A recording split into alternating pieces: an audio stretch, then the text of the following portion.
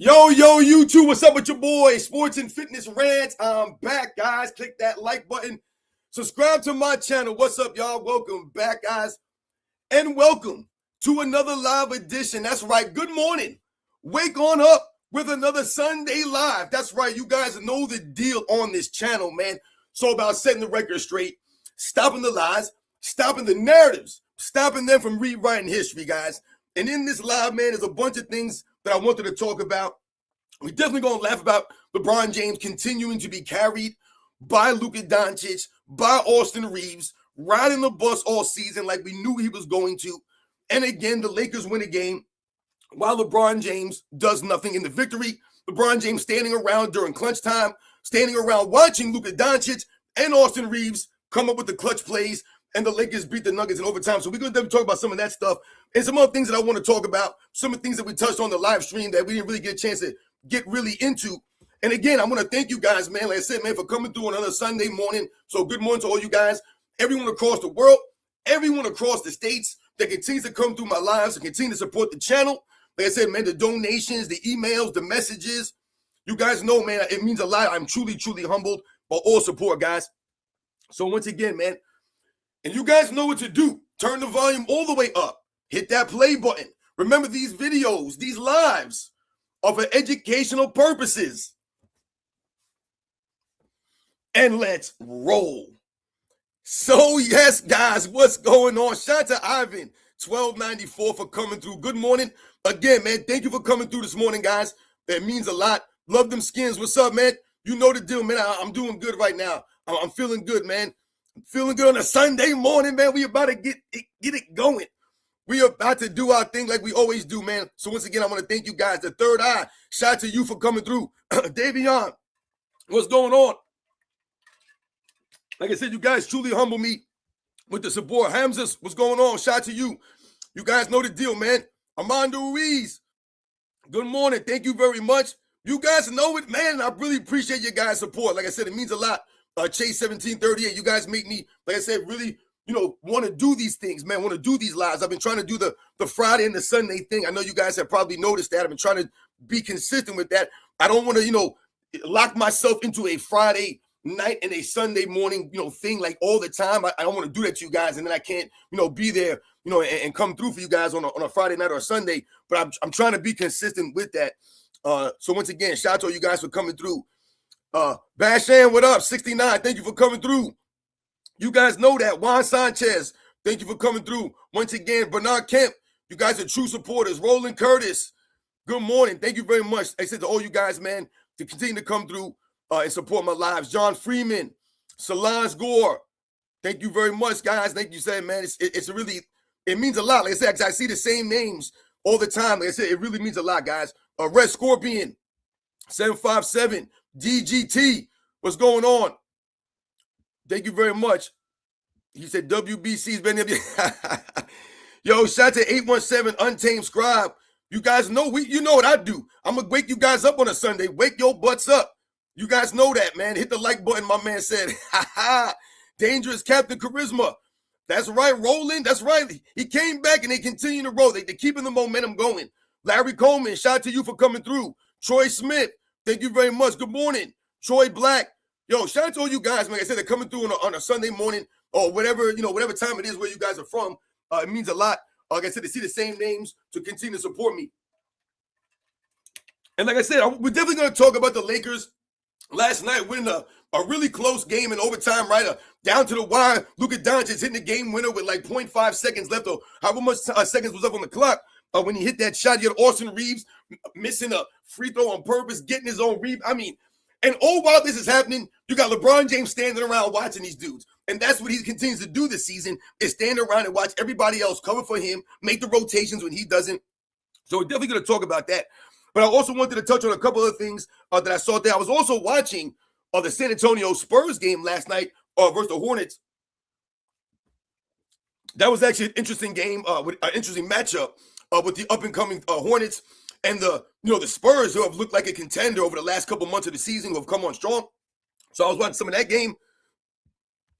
Yo, what's going on? Shout out to you, man. My man Vin Rock, what up? Thank you for coming through.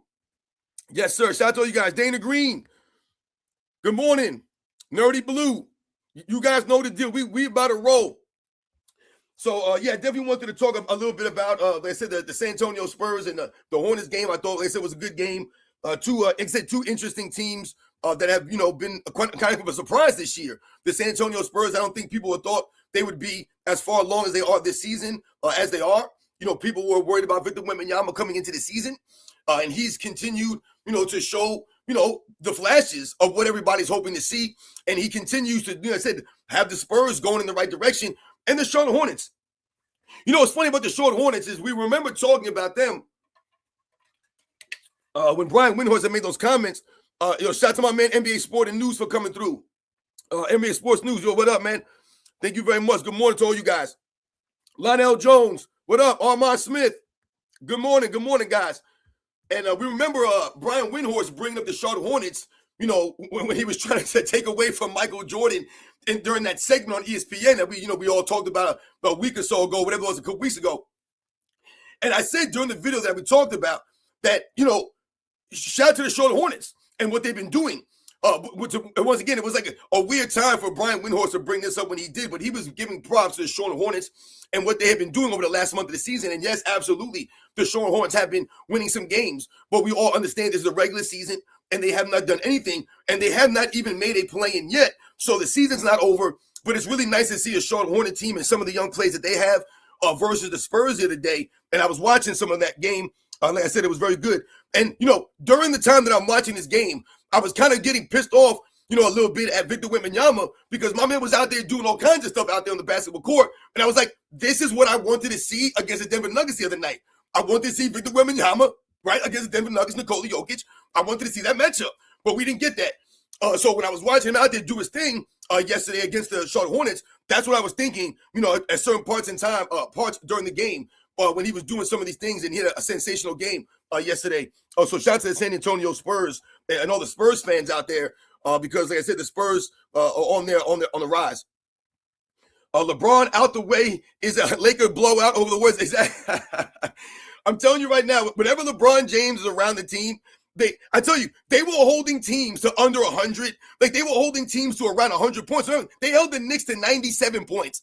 The Knicks averaged like 115. All right, they held them to 97 without LeBron James. They held the Minnesota Timberwolves to 106. The Minnesota Timberwolves averaged like 116 points a game. And then LeBron James comes back, and they give 130 points to the Chicago Bulls. That's the impact that LeBron James has. It goes in the opposite direction. You give up a lot more easy baskets, right? Your cohesion is all jacked up. These are things that we see from LeBron James on the basketball court, man. You guys know the deal, man. Yeah, that's right, Dana Green, conking up, man. I mean, listen, I was rooting for Cooper Flagg this season, right? And you guys know I'm not as invested in the basketball as I used to. We talked about a lot of this stuff. It's hard to get behind the NBA as a whole, but you try to get behind some of the young players, and you hope these guys can turn it around. So I was getting behind Cooper Flagg, and then he went down with the injury, and they took away the steam. So I don't know if, the Rookie of the Year is going to be, Cooper Flagg. I think the Rookie of the Year might have to be Knipple. I hope I'm not jacking his name up. But I'm looking at the Rookie of the Year voting or the Rookie of the Year running.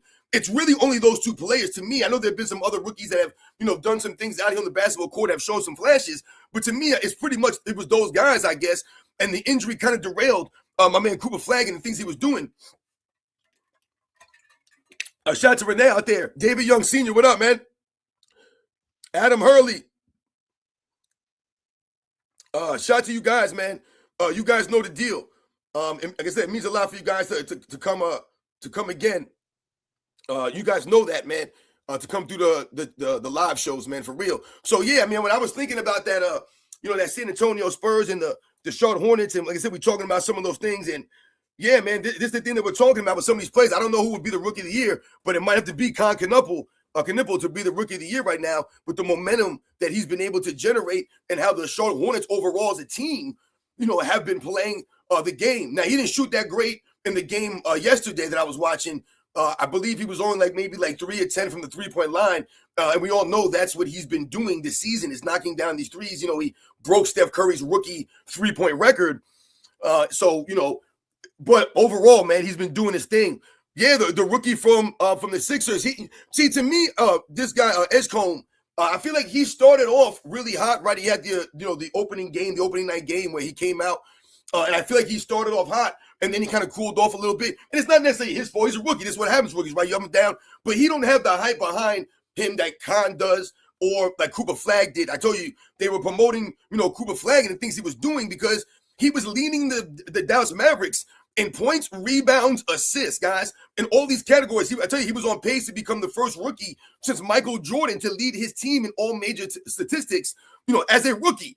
And then the injury happened and he went down and missed all these games. So, like I said, it kind of derailed the momentum that he was building, what he was doing, for the Mavericks. And the Mavericks were not a contender, right? They're not a team that you're like, hey, man, watch out for the Mavericks. But the Mavericks were dealing with guys like Anthony Davis, who was hurt all season. Then they traded him, right? Guys who were missing all season, right? They still don't have Kyrie Irving there, who's been out all season. So these are some of the things they've been dealing with. The Charlotte Hornets have had some young guys together for a couple of seasons now. And then you add a rookie like Knuppel in there. And like I said, they're all of a sudden, finding their stride here. And they've been winning some games. So like I said, it's really good to see some of these teams go out there. But yeah, I do think that the Edgecombe kid, and he's having a very good season. I think if I'm a Sixers fan, I'm happy, and I'm glad to see a kid like him. But when you're out there with damn Embiid and, Paul George got suspended and what was it? The team is in disarray and then Maxey goes down. It's like, damn, they're all jacked up. It's like, the situation that Cooper Flagg's been dealing with in Dallas. But shout out to those guys. Like I said, there's been some quality rookies and some flashes from some of these young kids out there adding and contributing to some of these teams. We've seen the development over the last couple of years, man. You guys know that. But, what do you want a rookie to do? And, I said your best teammate's supposed to be Joel Embiid, who is Joel Embiid. You know what I'm saying? Like I said, and Maxey, who is their best player. We all know that. He went down, with the injury. And like I said, Paul George, all I have to do is say Joel Embiid and you guys laugh. Think about it. You say Joel Embiid's name, you laugh. Don't you laugh when you hear Joel Embiid's name? I know I smile. At least I smile. I hear Joel Embiid's name like, yeah, Joel Embiid, man. Like, he's a big goof to me.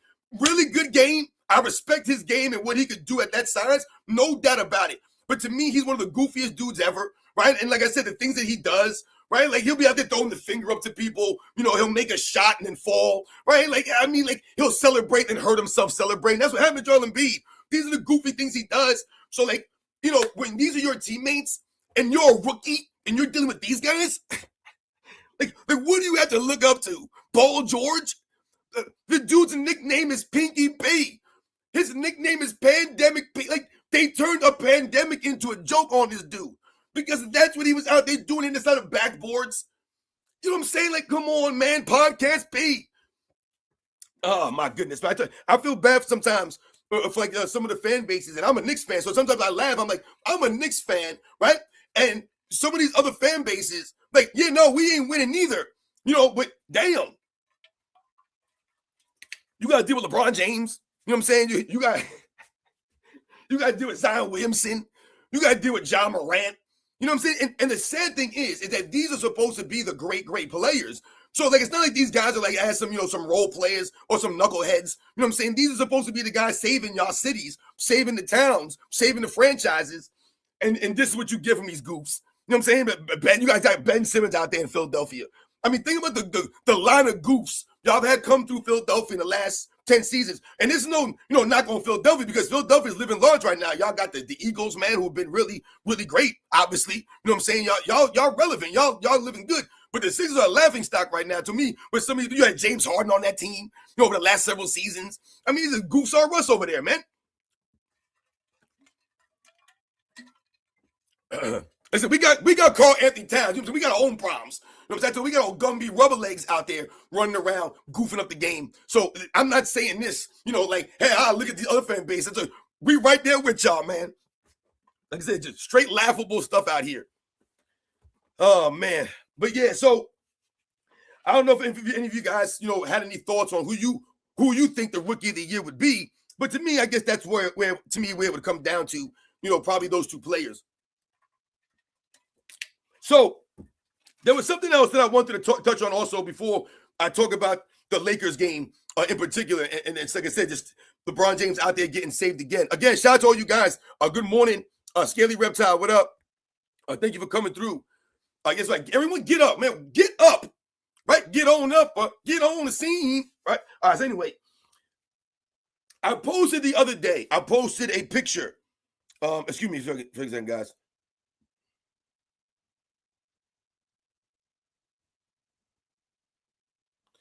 I'm sorry, guys, for me. So anyway, I don't know if you guys saw the video. I posted a video maybe like a couple of days ago, and it was a highlight clip of Michael Jordan doing a reverse dunk in game, right?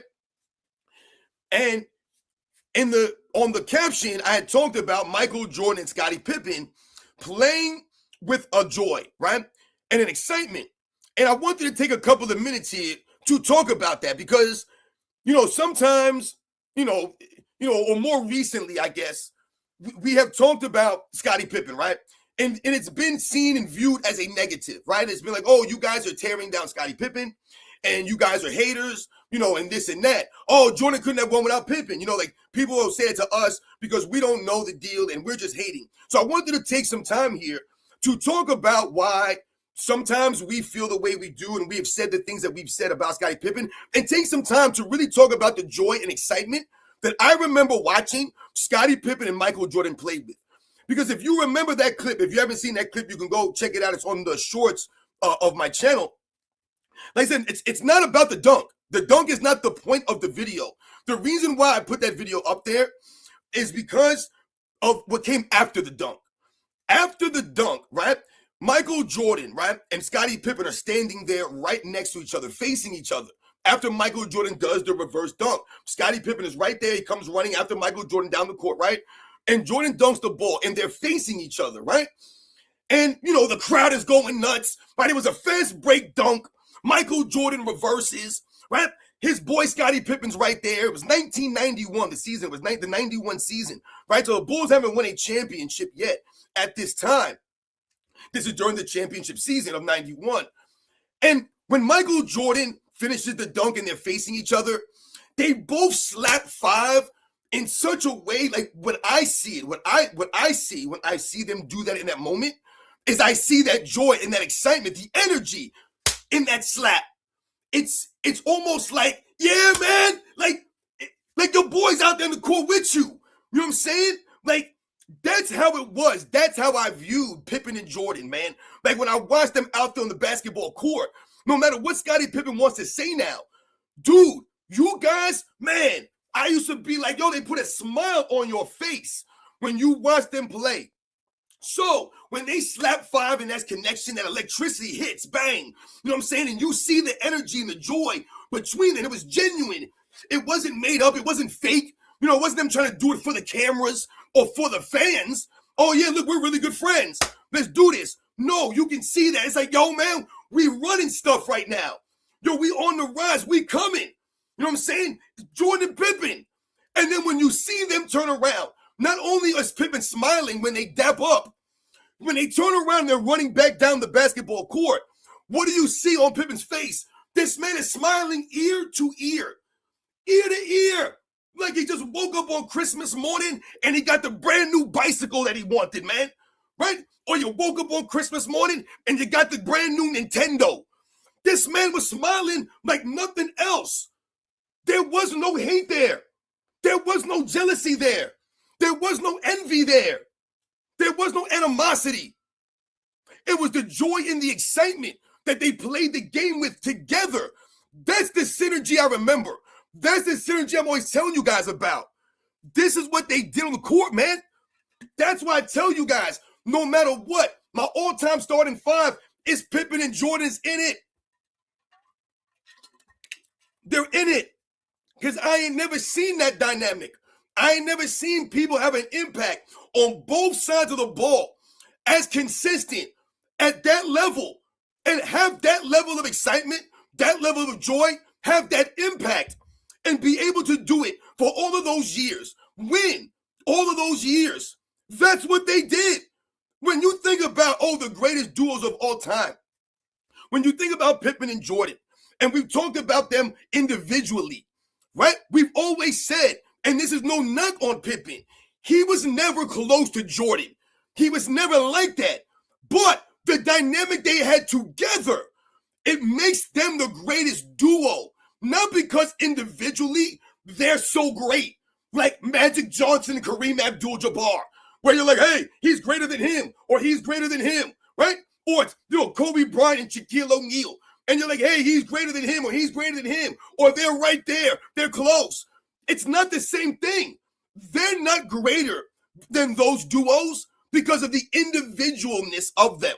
It's what they did together that those duos can do, that they didn't do, that they can't match.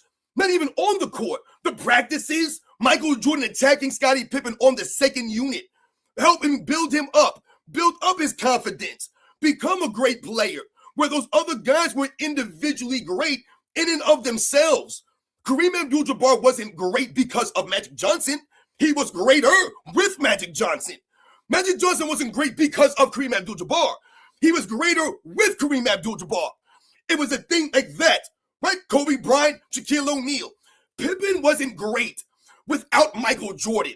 He was great because of Michael Jordan, but he was greater with Michael Jordan. Michael Jordan was great without Scottie Pippen, but he was greater with Scottie Pippen. They were a dynamic there. That's what made them unstoppable. It wasn't he was getting carried by Pippen. Oh, yeah, Scottie had to guard all the best players because Jordan couldn't. No, it's because that wasn't a smart way to win basketball games. Why would you have Michael Jordan scoring all the points, taking all the burden offensively, having to be the leader, the clutch time performer, and, oh, by the way, guard the other team's best perimeter player every single night of regular season? Does that make any sense to anybody? Does that sound like strategic or good tactical basketball right there? That sounds dumb. So what do? You let Scottie Pippen help Michael Jordan help him. There you go. That's the sacrifice. That's why they are who they are. That's why Michael Jordan says, man, without don't mention my name, without this man's name. He put respect on Pippen more so than any other player did for a guy that they were running with like that. Right? Because of this dynamic there. They both understood this. That's why Scottie Pippen asked him to induct him into the Hall of Fame. So, the energy, the love, the joy I watch these guys play with, it can't be denied, man. And that's why we're all upset now. Yeah, we know he's rewriting history, right? And we know that's one of the problems we have here. But, dude, what are you talking about, man? Stop trying to talk crazy here, man. We love you, man. We respected the hell out of you. Like I said, you turn the TV on. Pippen was out there with Jordan. Pippen wasn't missing games. He was out there. So was Michael Jordan, man. That's what we had to see. They gave that to us. That's what we got. That's why we can talk about them being the greatest duo of all time, because Pippen was out there with him, doing what he had to do. Was he perfect? No. There were a lot of times Pippen was all jacked up. That's what we talked about. They're trying to tell us now that Scottie Pippen was perfect, that he was the guy all the time. He was the one saving Jordan. That's not accurate. Did Pippen help Jordan? Absolutely. Absolutely. And we've never denied that, man. We all cheered for Scottie Pippen back in them days.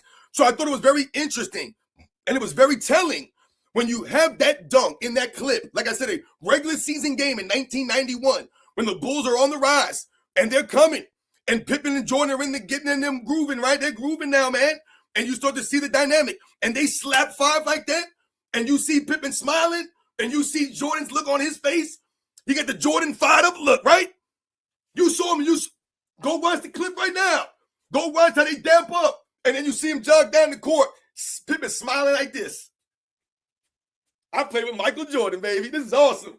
Think about that feeling, man. You jogging down the court, y'all playing with Jordan side. It's crazy. Jordan, my teammate, y'all. Now you're living the dream, baby. All these years later, Pippen gonna turn around and talk about Jordan ain't even like that. Jordan wasn't even that great. Dude, you gotta be kidding me, man. I saw you smiling. So like I said, this is why I laugh. You're gonna tell me now all these years later, you was acting. Damn, Pippen, you was that salty underneath all that was inside of you burning up. You was burnt up like that inside. When I'm watching this, you guys know the deal, man. These are the facts out here, man. You guys know that. As I said, I just always tell them when you see sometimes some of these clips, we've all heard the audio and the things that Michael Jordan has said, about Scottie Pippen, but, and how he gave him props, lifted him up, shouted him out. And like I said, we all felt the same way, man. Like I said, so to me, again, shout out to Scottie Pippen, man. Like I said, all the things he did out on the basketball court, and what he did and what he meant to the 90s, man. Because like I said, he was part of the golden era. He added to the golden era. Pippen and Jordan, like I said, are recognized. At least if you don't think they're the greatest duo, they're in the conversation. So Pippen's always going to be there. He's always going to be recognized for these kinds of things. He's always been given that credit and that respect. So there's no need for him to try to rewrite the history because your history's great. You're a Scottie Pippen, dude. You play with Michael Jordan. Like, I don't get this. Like, I would be celebrating that stuff all the time. I would be, y'all know I play with Michael Jordan, right? Y'all know I play with Michael Jordan? I play with Michael Jordan. I would tell everybody that, you don't know who I am? I play with Michael Jordan. But Scottie Pippen would be like, you don't know who I am? I'm Scottie Pippen. I'm Scottie Pippen. I would be like, yo, you ever heard of Michael Jordan? You know, okay, I'm Scottie Pippen. You ever heard of Pippen? I'm that guy. I'm the other guy. That's me. But you're not even happy and humbled by that. I would be celebrating that to the end of my days. The end of my days, I would go down and I'll put on my gravestone. I'll be, yo, Pippen and Jordan gravestone. I'll be, that's right, man. You know, that's right. Grace number 2 of all time. Man. I was out there doing my thing. Out there playing with Jordan. What? Now it's like, oh, man, I'm playing with Michael Jordan, man. He acts as if that was a burden on his career. Like, his career is jacked up because you played with Jordan. Dude, are you kidding me? We all remember you so much and all the greatness that you did. And all of them, once again, the excitement. Yo, man, Pippen would come down the lane, son, with the extension. He would come down with the extension, Pippen, and he would just jack it on dudes. Pippen had one of the greatest extensions on dunks I've ever seen in my life. When he would come down the lane with them long arms, and he would just hold it out there, Pippen, man. And he would just come down the lane, man, and he would tomahawk it on dudes. It was a lot more beautiful than anything LeBron James ever did. That dunk he did on Ewing, that's classic Pippen right there. That's classic Pippen, man. He did this stuff. You think I don't know Pippen? People think I be talking like I don't know this dude. You think we watched Michael Jordan, but we didn't see Pippen? Like, what the hell are y'all talking about, man? I saw this dude. Yo, he was like that, man. We know what he was like, but he wasn't like y'all saying, and he ain't like he's trying to say. But damn it, Pippen, shout out to you, man, because like I said, when I watch some of this old stuff, man, like I said, it's a joy and a pleasure. Like I said, to have watched you guys do what you guys did, man. Like I said, it's the facts, guys. It's the facts. Again, man, like I said, thanks to all you guys out there that come through. Once again, man, I know I'm rambling on here. Shout out to McZuggins. Like I said, man, it means a lot, guys. Oh, man, like I said, it's just crazy. But this is what it is, man. You know what I'm saying? That dude's trying to rewrite it, change it all up. Sounding crazy. Excuse me, guys. So yeah, I just thought that was interesting in that clip. To me, that's why I loved about that clip. So I was listening to Dreamers Pro this morning. Shout out to my man Charles over in Dreamers Pro, and he was talking about some comments. And they were talking about, guys, the Byron Scott stuff, right? But they were talking now in specific about guys playing for the money, right? Not necessarily playing, for a love of the game, so to speak, all right? They don't really have the same love. Like, you don't really get the sense, like I said, that these guys really love the game like that. So this is what they were talking about, right? And once again, shout out to Olden Polynice, and I mentioned him in the video. I guess I remember guys like him and Mark West and Michael Cage, Hot Rod Williams, like some of these lesser known big men from the 90s that we forgot about, guys like Thurl Bailey. So once again, shout out to some of those dudes. But anyway, he said something to Olden Polynice, and it resonated with me when we talk about these guys missing games, right? And, we get it. I get it, right? The organization don't want these guys to play every night. They're trying to preserve these guys. They're paying them all this money. All right, I get all that kind of stuff, right? We understand some of the stuff, but we all also understand that these are excuses, right? People continue to make excuses for these guys, right? They want to shorten the season, but these guys want their money, right? The NBA's losing money, but they want to make money, so how are you going to lower the games? Then it makes everything weird. I told you, it doesn't make anything, right? They try to come with an in-season tournament. They come with a play-in tournament. There's always some kind of gimmick that they need, some kind of incentive that these guys need. They always need something, right? So we understand. It's whatever. But Olden Polynice said something during this clip, all right? Shout out to Karen MCOC for coming through. Thank you very much, man, for being here. Good morning to all you guys. Mark Book, what up, man? Terrence Potts, shout out to you guys. Michael Gill. Thank you very much, guys, for coming through, man. It means a lot, man, for real. So he had said something and what he had said on a point that he made that I don't think that, we've ever really touched on much, or people don't never really mention too much when we have these discussions about guys missing games or why are they missing games and, blah, blah, blah, is he talked about how when he played, right, he's speaking for his own experience in the NBA during the time he played, right? So if you guys don't know Olden Polynice, he played in the golden era, right, the 80s into the 90s. So, he's speaking from his experience in the 90s, right? He was a big man. He was a center. And what he said was, listen, during those times, you wanted to play 82 games. Did you play 82 games every time? No. I tell you guys what I'm saying all the time. No, those guys weren't perfect. It's not about perfection. I'm not saying that those guys never miss games. Oh, yeah, those guys never miss games. What we're saying is that they didn't want to miss games. That was the mindset. They didn't want to miss the games. So they played, oftentimes they played 82 games, right? Or sometimes they did, right? Or they were close to that. They wanted to. There had to be something significant to keep them out. So Olden Polynice is talking, and what he says is this. He says, listen, there were times that I was hurt, that I was dealing with something, and I should have sat out. Maybe I should have sat out. I was hurt. He said, but it wasn't about the money, right, or any of those kinds of things. He goes, we're not talking about that right now. He said, I'm talking about me not being able to do this because you didn't want to miss a consecutive amount of games because somebody was right behind you that was going to take your spot. He's like, so if I'm out, right, and I'm battling for a spot, then, someone's right behind me to take my spot. Now, we know that some of these guys are not Olden Polynice, right? He wasn't a superstar or even a star when he played. He was a lesser guy. So where he's speaking from is his own personal experience. I'm not a superstar. I'm not the great players of my era. So I have to work and earn my spot on the team. So I can't just be out. I can't be hurt. I can't just sit out for nonsense. So we get that understanding, right? So his thinking is different than maybe some of the star players that we've mentioned over the last 5 years or so that will sit games out on a back-to-back or will sit games with nothing really wrong with them. They're just out to be out. Hell, we've seen guys dug out against certain teams, right? So he's speaking from a different perspective and from, like I said, from a different kind of position in the NBA. He wasn't one of the higher up guys. He was one of the guys lower down on the totem pole, so to speak. So he looked at the game differently. Like I said, he couldn't be out or he would be out of the NBA. But what he said was that that's the mindset that a lot of these guys don't have to do or worry about. He said they don't have to worry about that. So they can miss all these games. They can sit out with minor injuries, right? They can lollygag, so to speak, and not lose their starting spots. Not to worry about someone coming behind them or someone challenging them like that because guys aren't practicing like that. The challenges aren't really afforded to them like that because they were saying how they've also negotiated now, at the Players Union to have less practice time, right? So they're actually giving these guys, more free time or less practice time like that. And then they'll turn around and argue that these guys are doing too much. You guys have already catered the entire NBA schedule, less back-to-backs, right? Less 3 games in 4 nights. They've stretched the schedule out now, right? It's not as condensed as it once was. So all of these things are done, not just because they want to. It's done in a way so that they can help the players. It's to help the NBA schedule, help the players last longer, help them make it during the season, right? Help it be less taxing on them.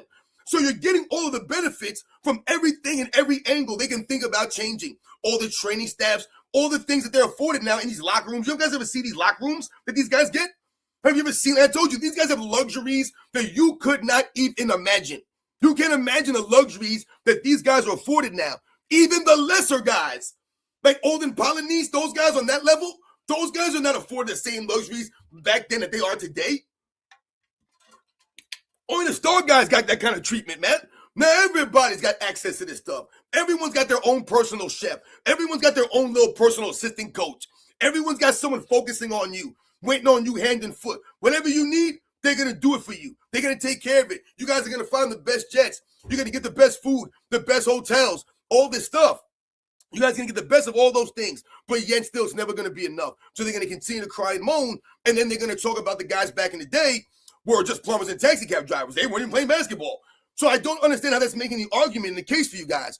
If they were playing basketball, playing in the NBA, we know they were. We see there's numbers, right? We see the games. They played minutes, right? They didn't change. They weren't playing like 5-minute quarters back in them days. They were playing legit basketball. It was the same thing. The same exact thing. They were playing in like a smaller court, or they were playing like in someone's parking lot. They were playing in a garage somewhere. Like, this is how they talk about the guys back then. Think about it, guys. When you listen to them speak about some of the past eras, not the 90s or the 2000s or the 80s, the 70s. We're talking about the guys in the 50s and the 60s. They talk about them as if they're not playing on an NBA basketball court, as if the rim wasn't always 10 feet. They'll make you believe that the rim used to be 7 feet tall, or the rim was like 8.5. It might have been 8 3/4. And hell, I've heard stories, right, listening to some of this stuff, doing my research and homework, where some of these rims may have been higher than 10 feet. All right, so when you talk about, knocking some of the guys in the past eras, and they try to make it seem as if they had it easier or they weren't really playing basketball, I've told you guys, they had it harder. The courts they played on, right? The rims and backboards that they had to utilize. You think that those rims and backboards were easier? Again, I ask you guys out there. A lot of you guys have played basketball before. Not even organized sports. Let's just say you played basketball in the street, at a park somewhere, wherever it is. Are you guys going to tell me that depending on where you're playing, the kinds of rims you're playing on, the kinds of backboards, the kinds of material the court is made of, you're going to sit there and tell me that doesn't influence the ball? You guys know it does. You guys know it absolutely does. I played on all kinds of different rims, all kinds of different backboard materials, right? Different kinds of, ways a ball will come off. Backboards where you hit that joint, it goes flying off the backboard. You played on backboards where you hit the backboard, it does nothing. It's like a dead spot. It don't do nothing out there. You played on backboards where the square is painted on. You played on backboards where there's no square. You played on the double rims. You played on the single rims. You played on rims that don't have breakaways. You played on the chain nets. You played with no net. All of this stuff affects and impacts everything you do, right? When you're playing on the court, there's different kinds of materials, right? There might be cracks in the ground, all kinds of different stuff. So again, how is the rim there? How is it situated, the rim? How is it being hung? I told you, go look and think about some of the research and how some of these rims were hung back in the 50s and the 60s. You think it made it easier for them to hit and make shots back then? When the rims are shaking all the time because it's hung by chicken wire? I mean, I don't even understand what we're doing here now. It doesn't make any sense. If you think about the sneakers you playing, I don't know, once again, I don't know about people who never played before, but I know when I play basketball, when I'm out there on the court, I need a certain kind of sneaker on my foot. I told you guys, I need to have something I can move it. I can't be out there in some Crocs. I can't be out there in some slippers. I can't be out there in some canvas sneakers. The kind of game that I play, the way that I move, is a lot of side-to-side stuff, a lot of stop-and-go stuff. That's my game. That's the way I play the game, all right? That's the only way I can be effective, is to use my athleticism and the advantages I have, quickness-wise and speed-wise, agility-wise, to impact the game and impact the game high by hustling on the court. So when I play the game of basketball, I can't be out there with some nonsensical stuff on my feet because I don't play the game nonsensically. I don't play the game lazily. I don't play the game in a straight back and forth move. I'm going side to side in diagonals, and I'm jumping, I'm stopping, I'm doing all kinds. I'm diving out of bounds. I don't give a damn. I told you, I don't give a damn. I told you, man, I was at that rec league game, right? I was at a rec league game like 10 years ago, right? Rec league game, man, it wasn't no playoff game, wasn't no championship game. It was a rec league game number 7, whatever the hell it was, right? And we're in the game, and you got some people on the side there watching, people's girlfriends and moms and whoever's out there, people's kids and stuff out there watching them play in these chairs, these fold-out chairs. I told you we're playing this game, and the ball's going out of bounds. So I ran. I was trying to save the ball. I told you I dove into all the chairs. I saved the ball, though. Dove into all the chairs, knocked the chairs all over and stuff like that. And there was a whole bunch of people sitting in the chairs right there. So I knocked some of these chairs over. I made a whole commotion, a whole little thing or whatever. And as I'm trying to get up after going through these chairs, and I'm coming back through the people, right? I'm trying to come through. One of the ladies turns to me, right? And she says with an attitude, like with disgust, "Is it that serious?" And I looked her dead in her face, and I said, "Yes, it is that serious." And I turned that guy, my ass back in the game. So again, don't come at me and talk to me like, you know what I'm saying? Like you know what the hell I'm talking about. You obviously don't feel the way I feel. So that's the way I play the damn game. So I need something on my feet worth a damn. I've never played no Chuck Taylors. I'm not saying you can't play Chuck Taylors. You know what I'm saying? I'm not saying you can't play barefoot. I've played basketball in Vibrams before. If anybody knows what Vibrams are, I've played full court basketball in Vibrams. All right? And I remember dudes laughing at me when I came on the court with them joints. And dudes didn't want me on their team. They were like, "Yo, we ain't playing with this cat." They were showing me mad disrespect. They were laughing at me. And the only reason I had them on my feet is because I was exercising in the park. So I was working on the park, and I saw these guys playing ball. And I was going to go home. I was getting into my car, and I saw them balling. And I was like, you know what? Let me see if I can get a couple games in. I saw a couple people waiting on the side, but it looked like I could get out there and play. Right? I could maybe get on the next game. So I walked over there, and I said, hey, yo, who got next? And dude was like, yo, I got next. And yo, I was like, yo, can I run with y'all? Yo, guys, the look that they gave me, my man looked at me. Everyone looked down at my feet, right? And dude was like, you wearing those out there? And I was like, yeah, I don't have my sneakers with me. I was just exercising over at the park over there. I was like, I just wanted to get a couple runs in if I could with y'all. And they started laughing. And they was like, nah, man. And I was like, yo, I can't run with y'all next. And I was like, nah. So they didn't let me run with them, right? There was like 3 of them waiting. So they needed 2. They didn't want to pick me up. So I waited. I called next after them. So when I was there waiting to get next, dudes who came off the court who lost, they started laughing at me. They didn't want to play. They was like, yo, we ain't running with you. So I was like, yo, you got next. So they tried to run me off the court by saying that, yo, I'm out here in slippers and, making fun of me. And listen, you guys know how I feel about this kind of stuff, man. But I told you, to me, the vibrams and what I was able to do in these kinds of things, I knew I would be able to run around in them because I run around in them all the time. I did this. I'm not saying that I played basketball in them, but I ran around in them. So I knew I would be able to move around. I think they were underestimating my ability and what I could do in them. So I said, listen, let me run with y'all. I guarantee you I won't get in the way. All right? I was like, just trust me. So what's crazy was another dude showed up, right? And he remembered me from, playing ball someplace else previously, wherever it was. He remembered me, this dude. So they didn't want to run with me. So I remember dude came and was like, yo, no, this dude can actually play. He's actually pretty good. And then all of a sudden, guys was like, all right, we'll run with you. So we got on the court to play. And I'm in these vibrams. And the guy that I was guarding started cranking on me hard. I mean, this dude was clowning me hard, man. Clowning me hard. Yo, this dude was like, yo, this dude can't ball. He's like, you going to come out here with these slippers on? He's like, yo, you got... Now, listen, this is a long time ago. I told you, this might even be over 10 years ago. It might even be closer to 15 years. So the Vibrams, people didn't really know about the Vibrams shoes like that. You know what I'm saying? So when I came out there with them, I knew what I could do with those on my feet. I knew what they could do, right? So this guy was laughing at me, and rightfully so. I said, no doubt, man, and I was laughing too. I thought it was funny, but it started to become a thing now. So when we started the game, and we're playing at 7 straight up, so we're playing the game, and this guy thinks that every time down the court, he's going to abuse me. He's going to take me to school because I'm in these silly shoes, right? So I'm just some cornball ass clown out here on the basketball court. So what ended up happening and what ended up, proceeding after we started the game is we ended up beating this team, right? We beat them. They had won like 3 games in a row, right? So we knocked them off the court. It was a close game, and we ended up winning by I think it was 7-5, I remember, something like that. And I had the last basket on this dude, the last basket, and I took him to the hole. Nothing fancy. I ain't like that. But I took him to the hole, man. I had to lay up on him, man, because once again, I'm left-handed. Dudes don't realize this. So when I'm left-handed, I'm going to the hole. My left hand, it throws dudes off. So I go lefty on him, and I finish on this dude with my little Vibram shoes on, my little sandals or whatever, and we win, and we beat them, and we knocked them off the court. So I'm not talking any trash. There's no need for me to talk trash because, like I said, I thought it was funny, too, that they were laughing at my shoes. I would have laughed at me, too. I absolutely would have. But I told you, it became a thing where they weren't just laughing at me now. Now they were trying to clown me. They were trying to come at me on the court. They were trying to hard screen me. They were doing all stuff throughout the game. So after the game, things got a little heated. Things got a little contested. And I told you, I've been nose to nose many times on the basketball court. And I didn't end up fighting this guy because he ended up looking like the fool here. Because, I schooled you, man.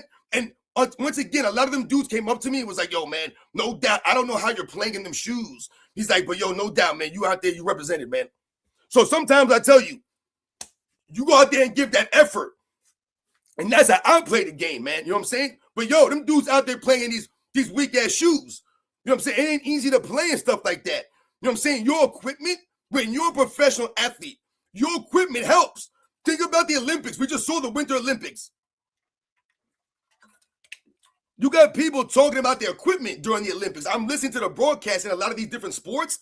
They're talking about the equipment that they use, right? How they really rely on a lot of this stuff. Okay, so when you're talking about what these guys have access to now and what they can do because of this stuff, All this absolutely helps you, man. Those guys were not at an advantage over the guys today. So once again, I thought what Alden Pomley said was right on the money. It was a very interesting take, and I said it very honest and gave you a lot of context and perspective into his way of thinking as far as missing games and him not being able to be out like that, even if he really was hurt, because he'd lose his spot. He had to be out there to get the money. Now, like I said, guys are getting a lot of money, and they don't have to really worry about really anything like that. You know what I'm saying? So shout out to all you guys again, man, and shout out to him for saying that. Something else I wanted to touch on also. And forgive me, guys. I know I rambled on there a little bit. But yeah, it was just mad funny though. Once again, you guys know the deal, man. Like I said, you guys are funny, man. No, I don't have no bag. Yo, Shade, I ain't got no bag. You guys know I don't ever brag about myself like that. If anything, like I said, football was my sport. Like I said, the sport that I was really, really, like if I would say I was really good at something, I would say football. I was really good at football, man. But basketball, like I said, I played basketball all throughout my high school and stuff like that. And I love basketball. And I'm not going to say that I'm, bad or anything like that. But I told you, the way that I play the game, the effectiveness I'm able to have is not really predicated on my skills, you know what I'm saying, or my dribbling or my shooting ability. It's predicated on my hustle, right? It's predicated off the effort I give. That's why, that's the perspective and the view that I often have out here. When I talk about sports a lot, I'm giving you this the perspective of a true competitor, of a true hustler out there. I always took pride in hustling. Remember, I posted that picture, right, of the yearbook. We had a yearbook, right, in my senior year in basketball, right? And we had a yearbook for basketball. And it was a description of all the players, right? All description of the players in the yearbook. And I posted a screenshot of that. And what did it talk about? It was a description of me and who I was as a basketball player. And what did my coach talk about me in the description when he spoke about me, right? It was a quote from my basketball coach. And I told you guys, my basketball coach was a Heisman Trophy candidate. His name was Paul Toscano, a Heisman Trophy candidate. I want to say like in 1957 or something like that, all right? He was a quarterback, all right? He's a legend in New York, all right? New York State athlete legend. He's in the Hall of Fame, right, for all this stuff, right? He was my basketball coach. All right. So once again, he understands and knows athletes. He knows what he's looking at. He was a great basketball player also. So in the description, what did he say? He said that Robin played, right, with the reckless abandon of John Starks. He described me as John Starks. He said, what about me? He said, Robin is able to pressure the ball on defense and create a lot of steals. That's what I did. That's what I do on the court now. So again, this is part of the reason why I've continued to keep myself in shape. Part of the reason why I've continued to play basketball. Because I can't just go play football, but I can go play basketball anytime I want. I go to a basketball court, I can go play by myself. I can play against anybody, but I can continue to go do this stuff, right? Go out there and play, to stay active, to keep my body to be able to do these things. So when I'm out there, I'm able to be effective, not because I'm nice, because I can jump high and dunk on people. I ain't dunked in years, man. In a long time, man, I'm able to dunk the basketball like legit. It's been a long time, man. But I'm able to be effective, play on the court, no matter where I played in all kinds of places, man. I played all over the world. I played in France. I played basketball in Germany. I played basketball in different countries, man, when I was there in the military. So I played basketball in some of these areas, man. I told you I played against people in different spots. When I was in the Navy, there was an actual, like every ship, I'm talking about where I was from, in Norfolk, Virginia, guys, which is the biggest naval base in the world. All of the ships, right, pretty much, right, if they had people like that, they on a basketball team. We had a basketball team on our ship. We were actually in tournaments, right, where you played against other ships. I'm speaking from my experience. I had to try out for the team and everything, guys. There was a lot of guys trying out for the team. I played with guys from all kinds of places of the country, guys. Guys who played basketball from Alabama, guys from Mississippi, guys from Louisiana, guys from Florida, guys from Texas, right? I played guys from all over the place. Guys up north, man. Guys from Chicago, right? Guys from Boston, New York, all right? And I told you, when you talk about some of these people, some of the things that I'm talking to you guys about, and I'm telling you guys, it's not about, like, I didn't make the team because I was so nice. I made the team because I did things that people couldn't do because of the effort that I gave. It wasn't like, oh, this guy's so great, we need him on the team. It was like, yo, this dude has an impact. He's doing things. That's why I told you guys, I told my daughter to play like Kevin Garnett. Kevin Garnett. Because what I remember, about Kevin Garnett when he first came in the league. When I was watching him young, I told you, that's one of my brother's favorite players. So all I have to hear, all I ever heard was Kevin Garnett. Kevin Garnett, the big ticket, the big ticket. I told you he had his jersey. He'd be wearing a jersey all the time. He had an impact in areas of the court. And many different areas of the court. Impact and the intangibles, the intensity, the effort, right? It couldn't be denied. You noticed this stuff. So I always respected that. That's why I told my daughter, go out there and give effort. I said, I don't give a damn if you took 5 shots and you never made a shot. I don't give a damn about you making shots because sometimes you would be upset, oh, I didn't make a basket. You know, I missed a couple of shots that I did take. I said, don't mess it. How many rebounds did you get? That's the first time. How many rebounds you got, girl? You have got some damn rebounds out there. I mean, did you block any shots? Did you block any shots? That's what I want to know. Get out there. Right? Did you draw any fouls against the other players?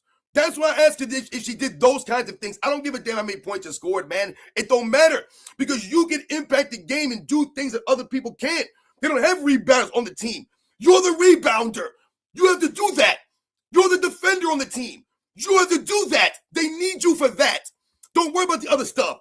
You're going to be all right. And that's what we focus on. So again, man, this is what we're talking about out here, man.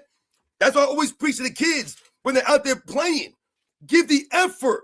And why are we giving effort, guys? It all goes back to what they were talking about. You're giving the effort because you love the game. You're having fun playing the game. It makes you want to give the effort when you love doing right thing. Think about it. Whatever it is that you love, right? You give effort into that. Don't you give effort into that, whatever it is you love? You love your kids, right? So you give a lot of effort into your children. Don't we all give effort into our children? Because we love them. So we give effort to them, right? Our family members, we give to them, right? It means a lot for us to give to this stuff, to give the effort to them because we love them. Your job, if you love your job, you're going to give effort in that. Don't you? Even if you don't love what you do, you should love what you're doing because it's you. You have to have pride in yourself. Doing a good job should be something that you want to give effort into. I told you, there's something to be said. There's pride in a good day's work, no matter what you do, man. I don't give a damn if you scrub toilets every day. Damn it, you better be the Michael Jordan toilet bowl scrubbers. You better be out there scrubbing them toilets, man. Yo, people better be looking at them toilets and be like, yo, who's cleaning these things? Because these joints are like nothing I've ever seen before. It gets to a point where people don't want to go to the bathroom there because it's so clean. They're like, damn, I don't want to mess this up. Yo, people will start cleaning up their mess. Like, damn, man, hold up. Let me wipe. I don't want to get fingerprints because you're the Michael Jordan toilet bowl cleaners. You out there spick and spanning stuff. So everything that you have love for is going to make you give the effort into it. I love health and fitness. I love being active. I love just running around doing stuff. I love exercise. So I do it a lot. I continue to do it because I love it. It matters to me. I love the feeling I get from it. So I keep chasing that damn feeling. I keep chasing it, man. I'm chasing it, y'all. I keep telling you guys to chase the same feeling because it's right there and you'll feel it. When I eat a certain way, don't that make you feel a certain way? Think about it. If you don't eat good, you don't feel good. Right? You don't get that feeling. That's not the feeling you want to chase. But when you eat stuff that's good for you, guys, it does something to you. I'm telling you, man. I'm telling you. Believe in it. Believe in what I'm saying. You will feel good when you put things in you that make you feel that way. I'm not perfect.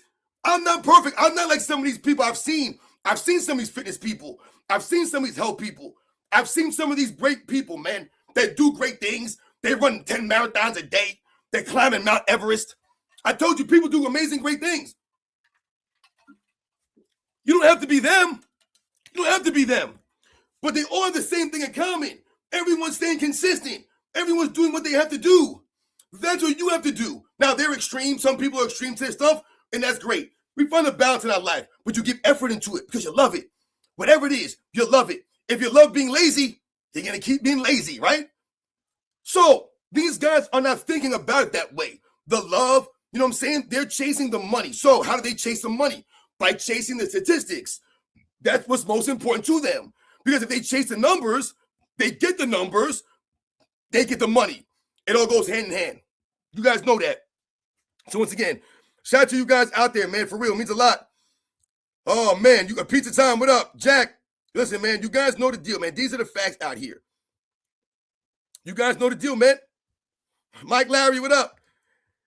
That's right. Oh, that's crazy. You guys talking about Michael Beasley, man? Oh, that's so funny, man. Yeah, we remember them stories. Oh, man. Kate, man, what up? Thank you very much for coming through. My man loved them skins. You know, that's right. Chasing like Forrest Gump, man. I told you. You got to chase that. You got to chase that, man. Chase that feeling out there. I'm just telling you guys the facts. These are the true facts, man. You know, it's funny. I was telling that story. Excuse me, guys. I was telling that story about playing basketball in the Vibram shoes. I ain't gonna lie. The next morning, guys, my feet were on fire, man. I was hurting later on, man. I was hurt. Feet was hurt. My calves was hurt the next day. Yo, I was in so much pain. I was like, damn, because I ended up playing like 4 games, maybe 4 or 5 games straight, full court games straight in those things because we kept winning. But yeah, man, I was hurting the next day, man. Like for real, like I was in pain. But you guys know we've talked about a lot of this stuff before, right? Like that's what we're talking about. Like we're not playing basketball or some of these sports. Some of you guys still play soccer. You guys go play flag football. My brothers are hardcore into flag football, like hardcore into flag football. I haven't played flag football in years. But a lot of you guys play sports. You know, maybe you play tennis. That's it. Maybe you go golfing. Maybe you go like rock climbing or something like that. I don't know, but people do whatever they do. Maybe you go and play rugby or something like that. Maybe you go to an MMA gym and, you know what I'm saying, and you practice and do some of that kind of stuff. You know, people do all kinds of things, man. And that's what it's about, you know, staying active. You know, I said it doesn't have to be actually going to a gym, doing a workout. It's about staying active. And these are all ways, right, that we can be active in our lives, man. So, like I said, shout out to everybody out there. And, you know what I'm saying, once again, this is what it is, man. We have to continue to keep moving around, man. You guys know the deal, man. So once again, man, like I said, just funny stuff out there sometimes, man. Like I said, I would have laughed at myself too. Now, I wanted to touch on Michael Jordan's comments about the quote-unquote GOAT debate, all right? And Michael Jordan talking about how, you know, he never put himself in those conversations, right? And we've all respected Michael Jordan for this. This is why Michael Jordan has earned the respect, right? And Michael Jordan's always been honorable. He's always spoken with class, right? That's been Michael Jordan all the time, man. Is Michael Jordan perfect? No, Michael Jordan ain't perfect, man. None of us are perfect. I told you guys all the time, the best man I know is my father. Does that mean my father's perfect? Hell no, my father ain't perfect, man. He's far from perfect. He's still the best man I know. So it's never no perfection with Michael Jordan, man. But Michael Jordan, more often than not, right? He was always speaking with the classy integrity. He always lifted the game up. He never put himself above the game, even though he was promoted that way. We all know Michael Jordan. He was Michael Jordan in the 90s, man. Are you kidding me? It was insane, the level of fame that he reached, right, during his, you know, peak in the 90s. But he never put himself above the game. He never put himself above the other eras. Like I said, whenever you heard Michael Jordan speak to the disrespect or him taking it personal, or you really felt his competitiveness come out, is when he was talking about guys that he competed against. Magic Johnson, or Isaiah Thomas, or Larry Bird, Clyde Drexler, Charles Barkley, Karl Malone, right? Hakeem Olajuwon, David Robinson. I've heard him speak about some of these players in different occasions, right? And you can always see Michael Jordan, you know, felt there was some kind of competitiveness there when he spoke about them, where maybe he thought he was better than them, right? You know, I'm Michael Jordan, man. You know what I'm saying? Like, remember he talked about the Dream Team and Larry Bird and Magic Johnson telling that story that Michael Jordan walked in there and was like, yo, there's a new sheriff in town, right? And Magic Johnson trying to argue, and Larry Bird telling Magic Johnson, no, he's right. He's like, shut up, he's right, man. All right, it's his league now, dude. He took over. All right, there's nothing you can do about that. So, yeah, we all know that Michael Jordan's like that with the guys that he competed against, right? You guys remember that scene from the Olympics when him and Patrick Ewing are walking in, and you have Ahmad Rashad there. Hey, man, who's going to take the last second shot if it came down to it? Michael said, no, it's going to be me. It's going to be me. Of course it's going to be me taking the last second shot. He was really joking. Are you kidding me, man? Come on, it's me. So then we know Michael Jordan's that way with the people he can compete against, his contemporaries.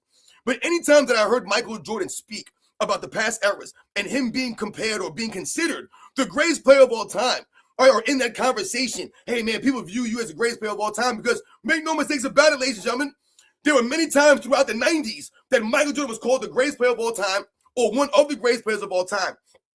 And Michael Jordan never took that label. He never called himself that.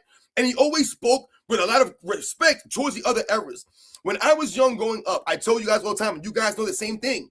We used to hear Michael Jordan talk on a microphone, in an interview, a post game, whatever it was. And he always would mention some of the other great players when these conversations would come up. I always heard him mention Jerry West. That's why I feel the way I feel about Jerry West now, because I did research and homework on Jerry West all these years because of Michael Jordan, not because of Jerry West, right? I find that he's the logo because I'm finding out who he is, not because he was the logo. And then I looked into it. I was like, yo, Michael Jordan keeps mentioning this guy, Jerry West. He keeps mentioning Oscar Robertson. You've heard the names, but when you hear Michael Jordan mention them all the time, all of a sudden now it resonates now. All of a sudden now you want to know why he's always mentioning these guys, right? We all heard about Will Chamberlain growing up, Bill Russell, right? All these guys that played back in the day. Michael Jordan always brought the great players, Elgin Baylor. So when he's talking about the GOAT debate, he made some comments and said that I don't get into that. It doesn't exist for me. And that's what we all talk about, right? And I talked about it in the video, and I said, none of us true Michael Jordan fans, right? If you want to call me a Jordan fan, that's great. But there's no one that thinks like I do or that ever thought that there was an actual debate with LeBron James. If you want to have a debate, I told you, I've done debates with other players, Magic Johnson, right, or Will Chamberlain, or Kobe Bryant. I've gone back and forth with people who think that maybe those players are greater than Michael Jordan, Bill Russell. I've gone back and forth with some of these people. I told you guys, it's never been a thing where I had to tear down those guys so that Michael Jordan was greater than them, so I could make my case for Jordan. I never had to do that. You never have to do that. That's not what we do. So, again, when they try to make it about the Jordan fans and they try to talk about us in a negative way because we're trying to promote something that Michael Jordan's not promoting, no, we've always said there is no GOAT debate. Not with LeBron James, at least. Because if you want to have a conversation with Larry Bird or some of these other great players and just have a conversation that you maybe think is a debate, that's great. The problem for LeBron James fans is that LeBron James is nowhere close to Michael Jordan. And it's not just about the on-court game or the accomplishments on paper. It's about how LeBron James went about this stuff that they don't want to talk about in the mainstream media. And LeBron James fans will say, why can't y'all keep it on the court? We are keeping it on the court. The things that LeBron James did to impact his on-court career are the things we're mentioning, which is to why he's not worthy. That absolutely is on-court stuff. I don't give a damn about LeBron James' charity work. I don't give a damn about the school he opened up. I don't give a damn about how he is with his wife or kids. I don't care about that's off the court stuff.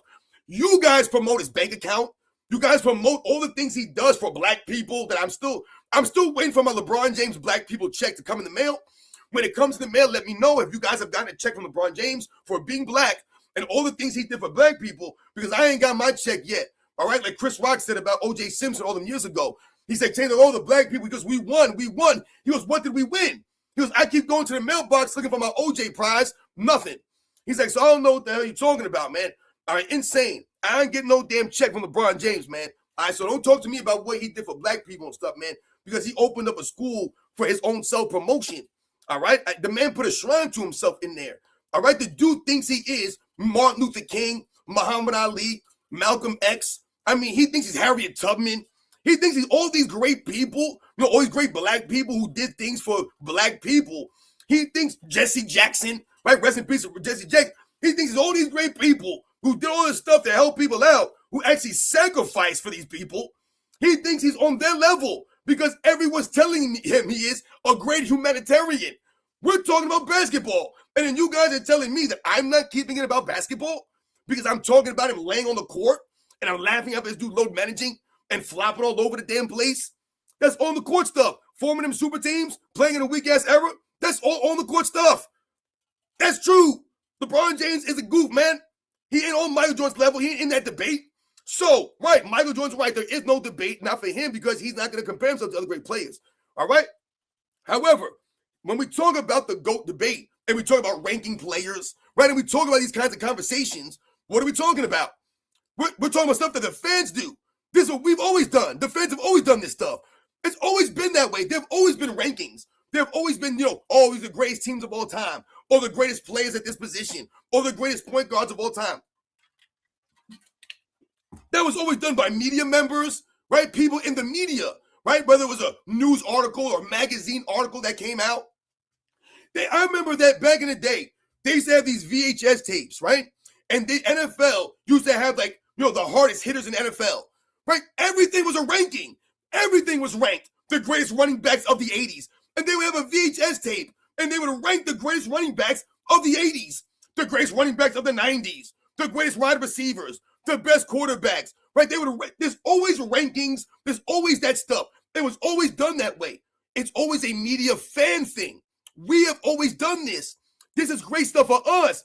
However, the true fans, people who understand the game, who don't have to tear down X player to lift up player Y. We don't have to do this. So we have an intelligent conversation and debate about this, right? And we can be spirited. It can be heated. That's great. But it has to be factual.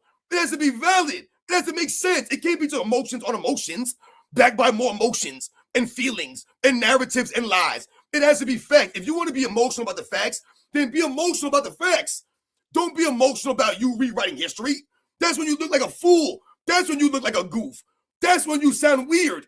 Because we're looking at you like, why are you getting so emotional here? And you're lying. Don't make no sense.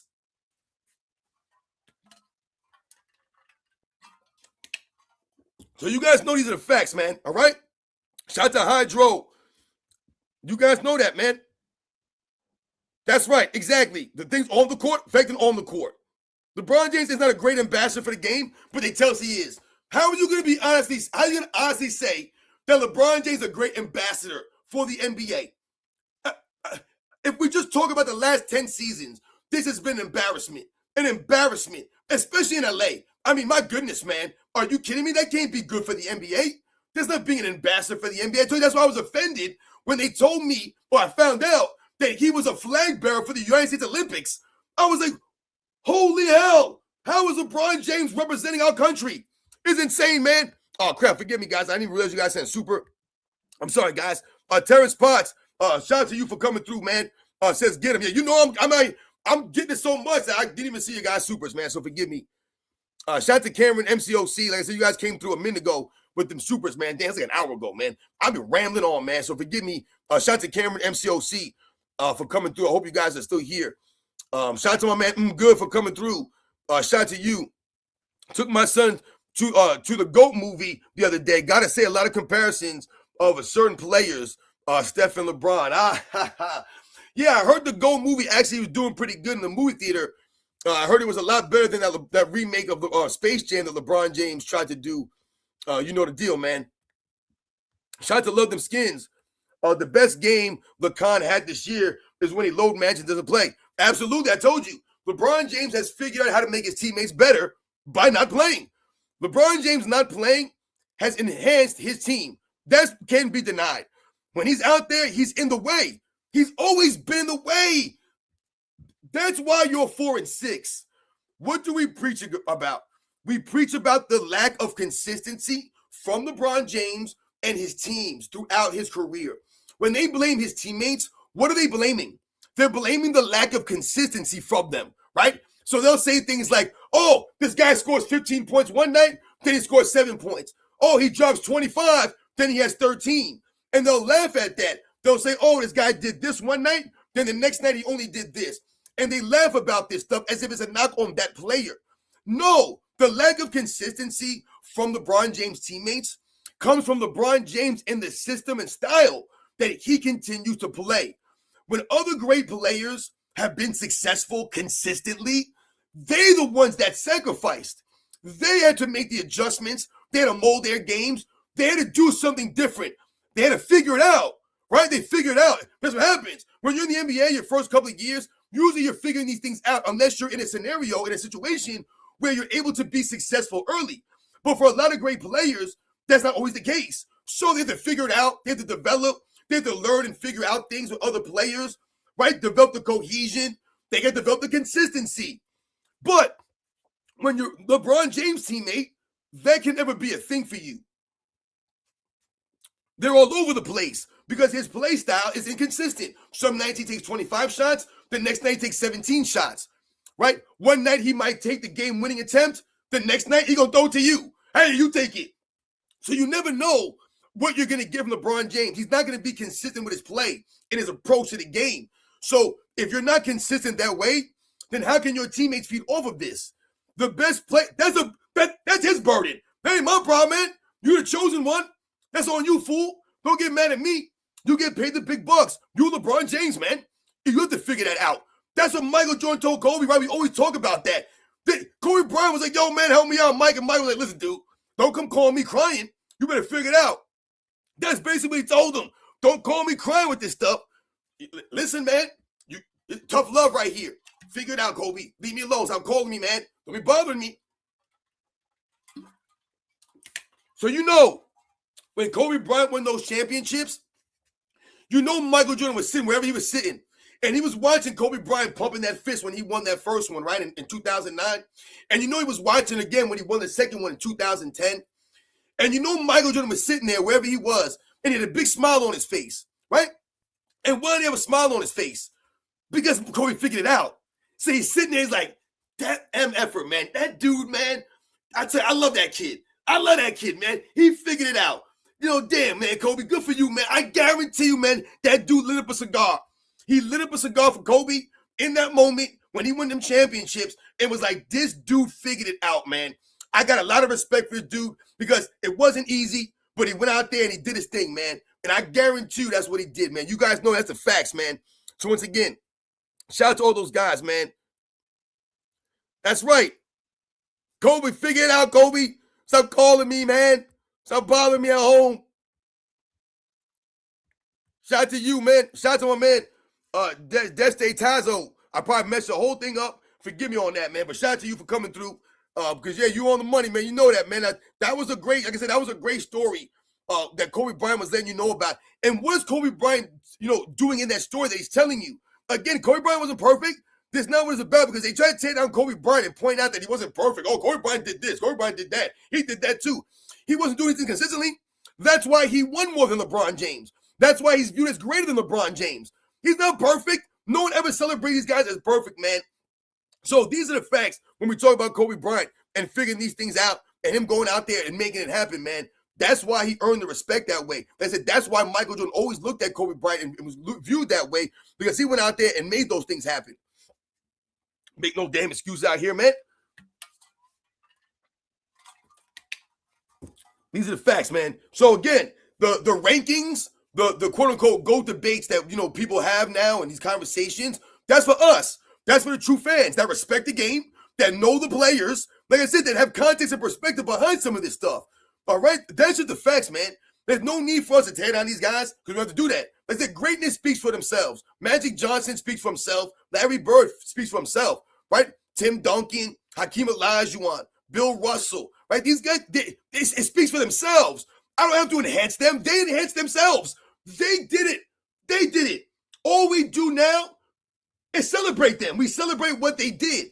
And if you can make an argument for your player over this player, then by all means, make the argument.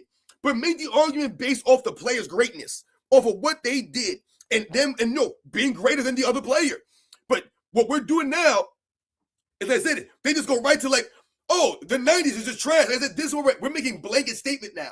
Everybody in the entire era was garbage. There was no one good in that era. And I'm here to tell you guys, that is so far from reality because I watched this stuff. Even if I never played a lick of basketball a day in my life, I know what I watched. I know for a fact them dudes was there. So at the minimum, what do we always say? Those guys showed up. At the minimum, they showed up. That's the minimum that they could do for us, was show up to work. Like if you have a job, what's the minimum that you have to do at work? Show up. Right? What do people say? Hey, man, the hardest part is getting to work. You got to show up. That's the minimum you got to do. You got to show up. That's a bare minimum. Whether you do a good job or not, it's on you, man. Right? That's going to another level here. If you're going to go the extra mile, but to do a good job and do the minimum, you got to show up. So those guys at least did the minimum for us, which was show up more often than not and give the effort.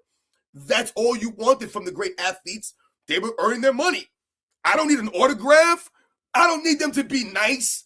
I don't need them to be great husbands and fathers. I don't give a damn about that stuff, man. I mean, listen, it would be great for all of us to be a great husband or a great father, us to care about that kind of stuff, right? We talked about this kind of stuff before. Like, if it matters to you, like I said, it doesn't matter to you. right? We lived about summers before. I've been married. I've been my wife for over 20 years. Right? I've been married for over 10. All right? But actually be 10 years this year that we'll be married. But we've been together for over 20 years now, me and my wife. I'm not with my wife all this time because someone has a gun to my head, because I don't want to be here, or I'm held here against my will.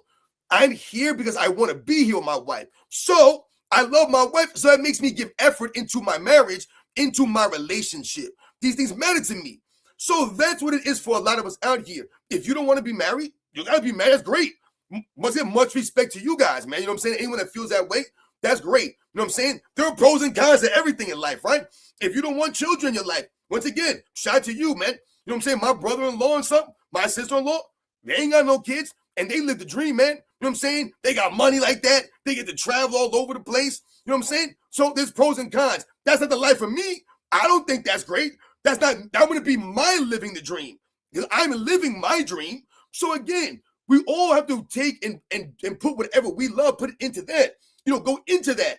If you love being single, hey man, then put all your effort to being single. You know what I'm saying? You do what you gotta do to live that life and have that life work for you. Right? So for me and for a lot of people out there, I live the relationship life.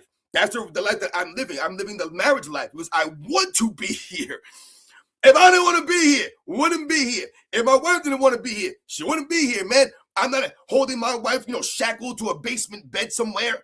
You can't go outside, girl. You know what I'm saying? Like, none of this stuff, man. So again, I understand these kinds of things, and that's where we're at, right? That's what it is. All of these things in life, right? We should want and put some effort into these things if it matters to us. If it matters, right? If our health doesn't matter, then why would we put effort into it? If you don't care about how you feel, if you feel like crap and you're wondering why, guys, I'm here to tell you why. Because you're probably not eating right. You've been lazy, right? So it makes you feel a drag in your mind. Because eating right, the stuff that we just talked about before, the physical activity of us, it's not just a physical feeling that we talked about. That's great. You'll get that feeling. But also your mind. Your mind is benefited from eating right and moving. It's benefited from this because you feel better about yourself. So in your mind, your confidence rises, right? All this stuff you start feeling good, man. It's a sense of feeling that goes into your mind. So you're not going to be sick as often, right? If you're exercising and eating right regularly. Once again, we can't guarantee anything in life. I told you guys before, I could drop dead making this video. So if you get sick, none of this stuff is guaranteed. But more often than not, people who eat right, who exercise regularly, they're more often than not are not sick regularly. They're consistently feeling good. They're not sick all the time. So there's so many benefits to this stuff. Has to matter. So when we talk about someone like LeBron James and the fan base, and we're talking about this GOAT debate that Michael Jordan said doesn't exist, he's absolutely on the money. And when we think about the worthiness of someone like LeBron James, this is what I'm talking about, guys. I don't respect the way LeBron James has carried himself throughout his career. Were there times early in LeBron James' career that we held out hope, that he had showed greatness, that we respected him? Absolutely, man. When LeBron James first started playing in the games, was still young in the career before he started making some of these phony moves. Yes, absolutely. He lost more and more respect as he's gone along. However, we've talked about some of these things that LeBron James has done. He's been doing since the beginning, guys, since the start. So LeBron James has had his faults and failures. The problem is he hasn't learned from these things. He hasn't developed. He actually has gotten worse. In my opinion, not only has his game gotten worse, his personality has become more enhanced. I remember watching a comedy show, and I don't know if it's going to bother anybody if I mention Bill Cosby's name right now. I'm not trying to, like I said, this is about Bill Cosby, the comedian. And I remember when I was young, my father had a VHS tape of Bill Cosby himself. That was the name of the comedy show. It was called Himself. And he talked about, there was a scene there in the comedy show where he talked about drugs. And he was talking about, cocaine more specifically. And he was saying how, he was explaining a scenario and a time that someone was telling him why he used cocaine, right? He was like, I use cocaine and this is why. And he said that the guy told him that he used the drug because it, quote unquote, enhanced his personality. That's what he said, right? So he goes, oh yeah, I do it. He goes, oh, it's a great drug, man. It enhances your personality. And Bill Cosby said that he responded to him. He goes, okay, I understand that. He's like, but what if you're an a-hole, right? And he was making a joke, basically saying, like, nobody wants you to enhance yourself when you're not a good person or your personality. It shouldn't be enhanced. You're a dirtbag, you're an a-hole, you're whatever it is. So I thought that was very funny. That's LeBron James, essentially, over his career. He has become an enhanced version of the narcissism, right? He's been an enhanced a-hole, right? He's been an enhanced version of, the stat chasing, the stat padding, the flopping has become more and more enhanced. You think about his game has declined and enhanced into what? Enhanced arms, elbows flying. LeBron James carrying and traveling has gotten more enhanced. This is what we've gotten from LeBron James. So, when you talk about his fan base and you talk about how they respond to LeBron James, how they feel about him, that's what's weird to me.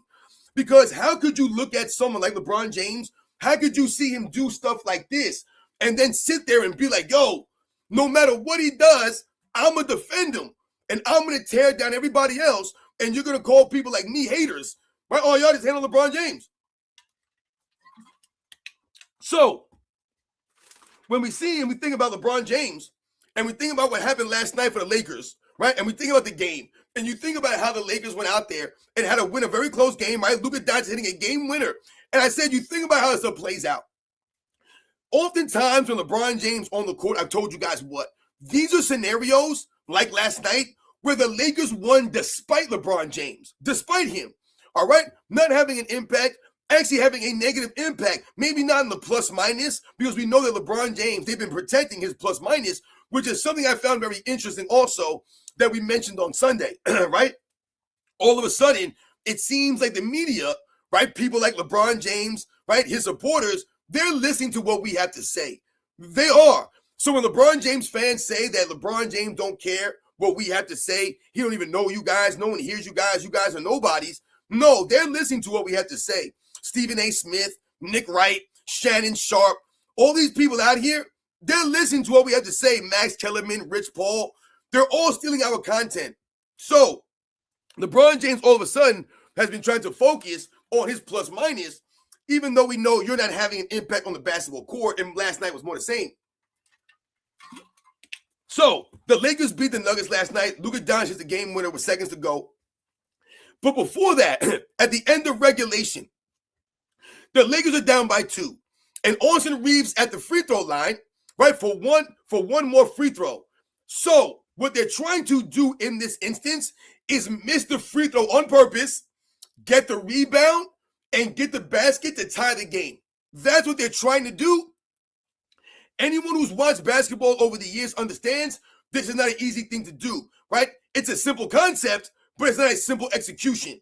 So oftentimes we've seen people try to miss their free throw on purpose, and they make it, trying to miss it, right? We've seen guys try to make it and miss it, right? So we know how this goes. So the one thing I thought was very interesting in this play is that this is a scenario where you need a rebound. You need a rebound. So you are going to try to put your best rebounders around the rim, right? Now we all know how basketball works. When you're shooting a free throw, the team that's shooting at the line doesn't have the advantage, right, under the block, right? The other team has the advantage. So they have the inside position. So you had DeAndre Ayton down there versus Nikola Jokic, right? And you had other players down there. I don't remember who's on the other side. The one thing I noticed, though, is that LeBron James was not there. LeBron James was standing at half court. Does anyone tell me why LeBron James, who's 6'9", 260 pounds, they talk about him all the time, why would he not be one of the players down there trying to get the rebound? I thought that was interesting because why was LeBron James not down there? LeBron James can't rebound, number one. So that really highlights and tells you a story. LeBron James can't rebound. So he's not there for the rebounding. Also, we all know that LeBron James gets in the way. He's going to get in the way. So you remove that problem and you put him at half court. So in this moment, Austin Reeves hits a brilliant missed free throw. It bounces right at the front of the rim, essentially almost right to him.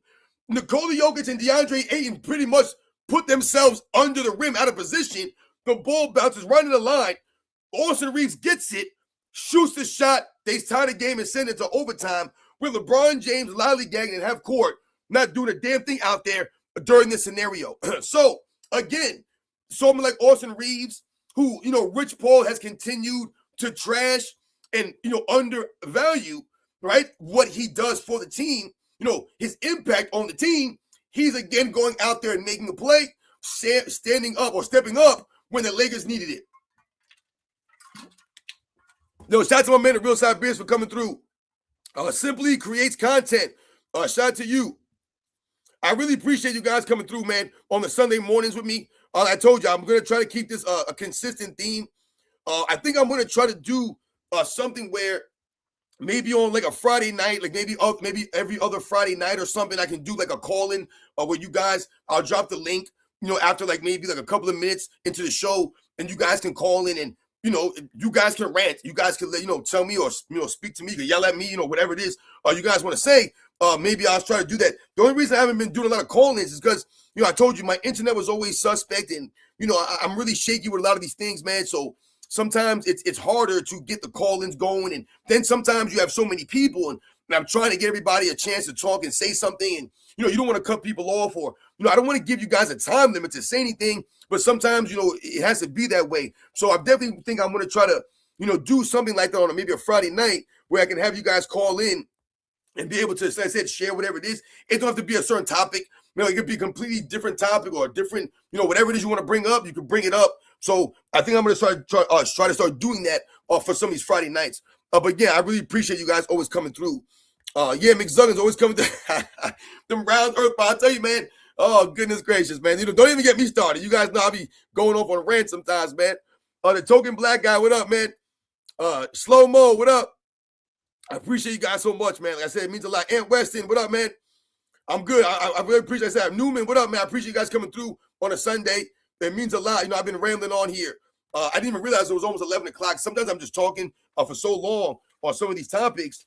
It's insane because there's some other things that I wanted to talk about, but I don't really think that I really want to get into too much right now. I'm looking at something I wrote down here. Because, what I was saying, excuse me, guys, with the LeBron James stuff, we're talking about the mainstream media. Remember I told you guys Friday night, we had touched on how I told you guys the media seems to be listening to a lot of our content, right? And I get it, right? There's all kinds of stuff out there and people hear things and they see things. And I told you a lot of these big platforms and these big guys, they have a bunch of people. They have teams, right? Teams working for them, doing research for them, watching videos for them, getting talking points for them, right? Doing these kinds of research and homework for these guys, and then they're giving them the information. So when we talk about the shot charts, and we started talking about it over the last year or so, I don't know if you guys remember, but we've been talking about the shot charts over the last several years now, specifically for LeBron James, right?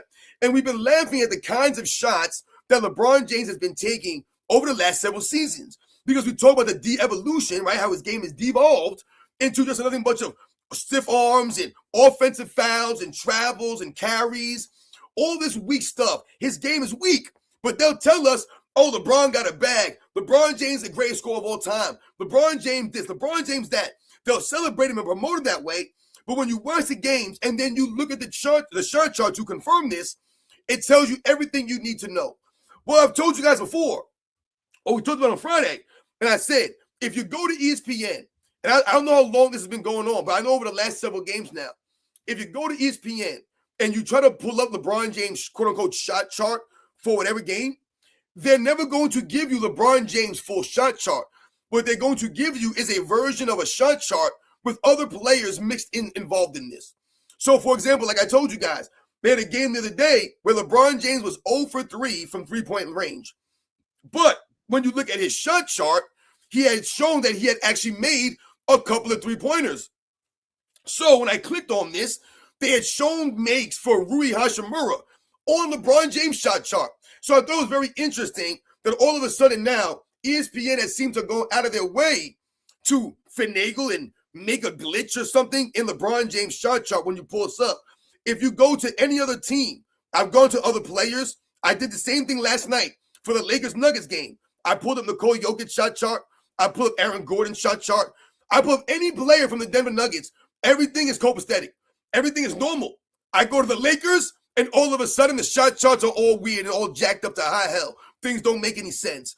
So this is what they've done to once again show and prove, or try to hide the fact that LeBron James' shot chart is trash, and that all of his stuff is coming from around the paint area due to the de-evolution of his overall game. And again, how are you allowed to see? Sometimes people will say that someone like me is lying. They'll say, what? How does LeBron James' game devolve all these years, but he's still averaging 25, 26, 27 points all these years? He still maintains the numbers. And it's quite simple. How are you able to maintain this number-wise, even though we've seen the game heavily decline? Because the manipulation of the rules. So if the standards are going down, it makes it easier for you to maintain your numbers. If I'm playing a video game, right, and I'm not that good, but I'm playing on easy or very easy, then I'm going to look really good. But as soon as the level goes up, all of a sudden I'm going to go down. So in order for me to maintain how I'm looking playing this game, I got to keep it on an easy level. The level's got to get easier for me. If it gets harder for me, I'm in trouble. But if the standard's easier, all of a sudden now I look better playing the game. That's essentially what has happened to LeBron James on the basketball court. He's essentially had the standards, everything lowered as he's been playing. So if the standards are going down, this is why your numbers may appear to be the same. That's why we laugh now at what these guys are doing. It's not the same. The standard's been lowered. So it makes the game easier for you to look a certain way. And we all know, and we all have understood, that LeBron James has mastered the art of stats. Mastered it. There's no denying that. LeBron James mastered the art of stats. He knows what he has to do, how many assists or rebounds. He mastered all that stuff. So whenever he was chasing something particular, he understood how to do this, how to make himself look good or the numbers look a certain way so he doesn't get the blame, right? LeBron James should be playing 10 minutes a night right now. LeBron James shouldn't be playing all these minutes all these years, but he should be playing minimum minutes right now. So if LeBron James was playing 10 or 15 minutes a night, what do you think his numbers would look like, guys? His numbers would be really bad compared to what he wants. So they have to play him 30 minutes so he can maintain those numbers or respectable numbers. Because if he played 10, 15 minutes, he'd be averaging like 7 points a game, like 2 rebounds, and like 1 assist maybe 2 assists. If he was playing 10 minutes a night, right? He still would probably manage to average 3 turnovers somehow. But he wouldn't be able to finagle the numbers where you're only on the court for 10 or 15 minutes. But because he's out there for 30 minutes, he can make it happen. So he's fabricated this stuff. Nobody respects that. Only the LeBron James fans who don't respect the game, right? So what do we touch on in Friday's live show? And AOH didn't really want to touch on this too much, but the people were trying to use Bam Adebayo scoring the 83. They were trying to use that as a platform to crap on Kobe Bryant. This is what you got because these are the LeBron James fans. They're not fans of the game. They don't care about the history of the game. They don't care about respecting the game. So they'll continue to celebrate LeBron James, all the dirtbag things he's doing out on the court, all the, once again, cheating things he does, the lying he does. But then they'll try to crap on Kobe Bryant at every turn and say, Kobe Bryant wasn't perfect. Look at Kobe Bryant here. It's the same thing they did for Michael Jordan, right? When you say Michael Jordan was 6-0, they try to point out how Michael Jordan wasn't perfect. When you say that LeBron James, argues and cries to the referees all the time, they'll try to post a video of the one or a few times that Michael Jordan was arguing with a referee. When in fact, all they're doing is highlighting the approach of those guys. When you saw Michael Jordan approach a referee in a derogatory manner, heated, right, angrily, right, emotional, upset, whatever you want to call it. When you saw Michael Jordan approach a referee in that manner, look at him in that way, and then go watch a video of LeBron James and how he does it. Two completely different approaches. Michael Jordan approaches like a grown man who's angry or upset. LeBron James approaches like a spoiled child, right? Who's upset with something, right? Who's being emotional and being a baby about something. Two completely different approaches to quote-unquote crying and arguing a call. If you don't understand that, again, you're a LeBron James fan. You're trying to cherry pick a scene or a scenario, right, that Michael Jordan had happen in his career because he wasn't perfect. No freaking duh. We know that. But he was much more closer to perfect than LeBron James ever was. But you guys sell us that he is perfect. Oh, LeBron James ain't never done nothing. He ain't never cheated his wife. He ain't never got arrested. He's a great black guy. You got hit on a black man. While you're tearing down Michael Jordan and laughing at his father being murdered, you're telling me to not hate on a black guy. God damn. I tell you, boy, there's some dumbass people out here, man. Some dumbass dudes. Dumb people, man. Goodness gracious, man. I told you, man. Like I said, he's so black that he fake read a Malcolm X book. If that don't stick to your blackness, I don't know what else does. What do you want me to do, man? Like, come on. You ain't representing us, man. You, like I said, you not representing me. So damn that. I don't give a damn what y'all saying. Y'all just saying a bunch of weird stuff out here. Like we've talked about in LeBron James fans say weird things. You guys continue to say the weirdest damn things that don't make any sense. And LeBron James going out there every single night. This dude goes out there. And the Lakers have to bail him out. Bail him out. So look at that. So Austin Reeves has to do all of that. Miss a free throw. Get a rebound. Hit a shot. Then Luka Doncic has to come in the game and save LeBron James, man. Right? With the game winner. And where was LeBron James during the game winner? Standing in the corner like he always does. Standing out on the three-point line of the perimeter, standing around like a fool. That's LeBron James, guys. When it matters most, he always standing around. Yo, shout out to my man Ken Hendrickson for coming through with the super. Yo, good morning, Sports and Fitness Rant. Yo, shout out good morning to you guys. Like I said, it means a lot. You guys continue to come through, man, for real. I'm really humbled by it, man. Shout out to Story Games. I guarantee LeBron fans are going to be hyped about LeBron diving on the floor for the ball the other night at 41 years old. Yeah, that's a good point. You know, the LeBron James fans will celebrate everything he does, but when we see the things that he doesn't do, which happen more consistently, they have nothing to say. But I told you, but then they'll go find a video of Michael Jordan in 1989, you know what I'm saying? You know, arguing a foul call. Or they'll show a game of Michael Jordan in 1992 shooting an air ball, right? You know, oh, look at Michael Jordan here. He airballed a shot. Like we ever said that Michael Jordan never airballed a shot before. But then if you go to LeBron James and we talk about the amount of air balls at the free throw line, you guys have nothing to say to this, right? So like I said, the dynamic that the LeBron James fans have is really weird to me. You know, the things that they clown, you know, Michael Jordan for happen way more often with LeBron James. I just don't get this stuff. You talk about, oh, Michael Jordan ain't got no left, they'll say. Michael Jordan's left hand was much better than LeBron James' left hand. So again, if you're knocking Michael Jordan's quote-unquote left hand, then what does that say about LeBron James? Yo, shout out to my man Mel over at Man Down Sports. Yo, shout out to you, Mel, for coming through. Yeah, it's just really weird to me what the LeBron James fans say, how they argue these things, the angles that they take. You know, I said it doesn't add up. What they celebrate for him, what they'll knock Michael Jordan for. Like I said, if you want to go low light for low light, Jordan versus LeBron James, or any of these players for that matter, you want to go low light for low light, it's not going to look good. I remember someone sent me a comment and said to me, oh, there's a clip on YouTube of Michael Jordan airballing shots, missing shots in the clutch, right? And they're like, oh, there's a compilation on YouTube of Michael Jordan missing clutch shots. And I started laughing, and I said to this person, I was like, yeah, how long is that clip?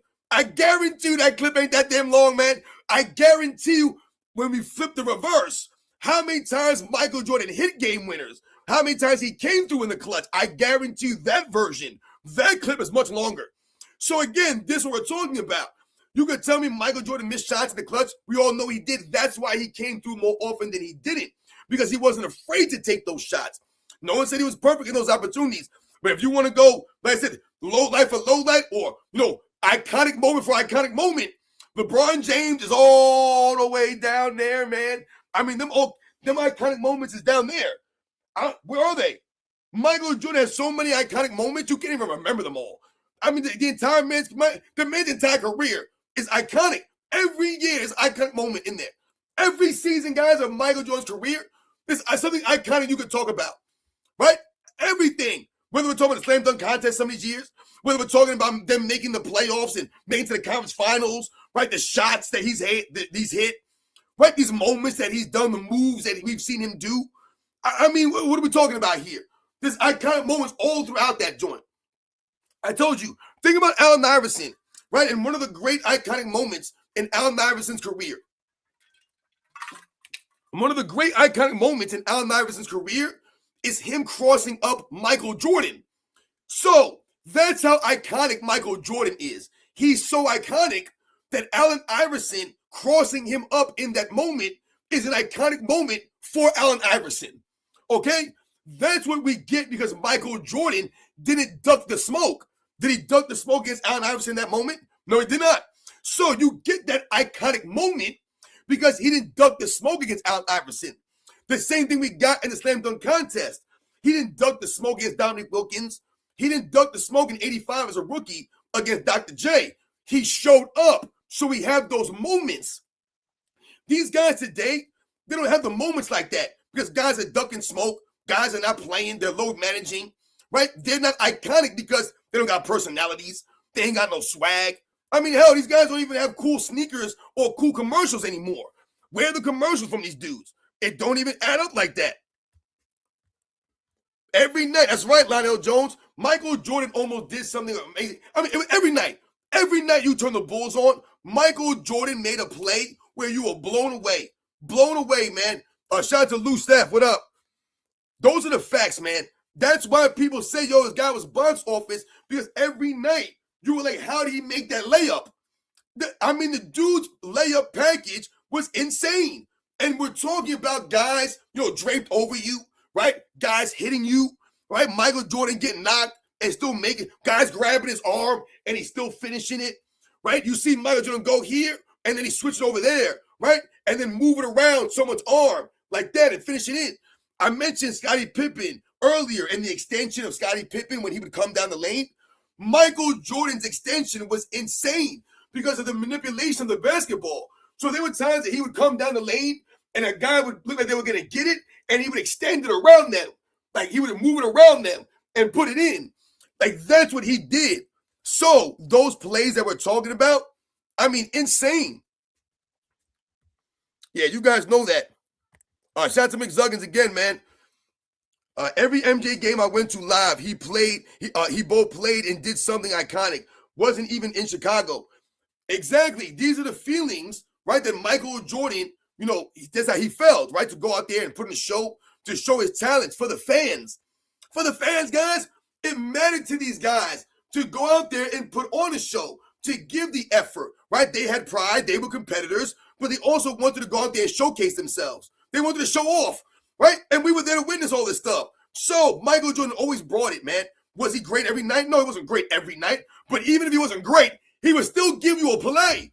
Even if Michael Jordan had 17 points, right? And he had one of those like 5 for 21 shooting nights or something like that, he's still going to give you something amazing out there on the court, man. One of those 5 baskets is going to be sensational. I guarantee it, guys. Or he's going to make a crazy steal or a crazy block or, a play that he almost made in that made you go, oh, that was crazy. That's what he was going to do out to the court, man. Like I said, he lived up to the hype every single night. That wasn't easy, man. But that's the burden he had on him, right? And he once again went out there and lived up to that burden. That was Michael Jordan, man. Like I said, he showed up, man. He lived up to the hype, man. These are the facts. Shout out to Real Siberius. Sports and Fitness Rants dropping truth on us. Manipulated shot charts is a diabolical, the most manufactured career ever. Yo, I'm telling you, plus, what is he? Plus minus, number 23, the anti-Jordan. Yeah, right. The anti-Jordan. The Real Siberius, I told you, AOH looked into this because I mentioned it in a video. And AOH went and looked into it. And I'm telling you guys, it's on the money. If you go to the shot, it's on ESPN. This is why you know it's diabolical. I don't know what it is about that word, but there's something about that word that makes me laugh. That makes makes things sound worse than it is. Right? It's diabolical. It sounds like a cartoon character or it's like like an evil villain. He's diabolical. Right? That's what you're getting now. Only ESPN's doing this. I went and checked on Basketball Reference. If you go to Basketball Reference and you put LeBron James shot chart, it's normal, guys. It's normal there. But you go to ESPN, because that's where most people are going for this stuff. You go to ESPN, that's what they do. They finagle the shot chart up to high hell. But again, like my man, the Real Siberian is saying, it's the promotion. I told you, that's the main problem. It's the promotion of these guys. They're not promoting the game. You're not promoting the issue of the game. You're only promoting individuals. Even when the guys are not living up to the standard, when they're not living up to that, you're still promoting them. There's no standard here. You have to hold the standard. If the guys are not living up to the standard, that's how you call them out. And you call them out for not living up to the standard that Bill Russell set. I didn't set the standard. It's so funny. They act like we're hating and we're the haters. I didn't set the bar. I didn't set the standard. I got nothing to do with this. You see this guy, Dominique Wilkins? He's one of the guys that set a standard. He was part of the golden era. Those guys did that. We witnessed them do that. So, like I told you, thank you. I owe y'all. That's why we're here. I owe them for this. You guys know I say the same thing every damn time. It's the facts, man. There's no way around this.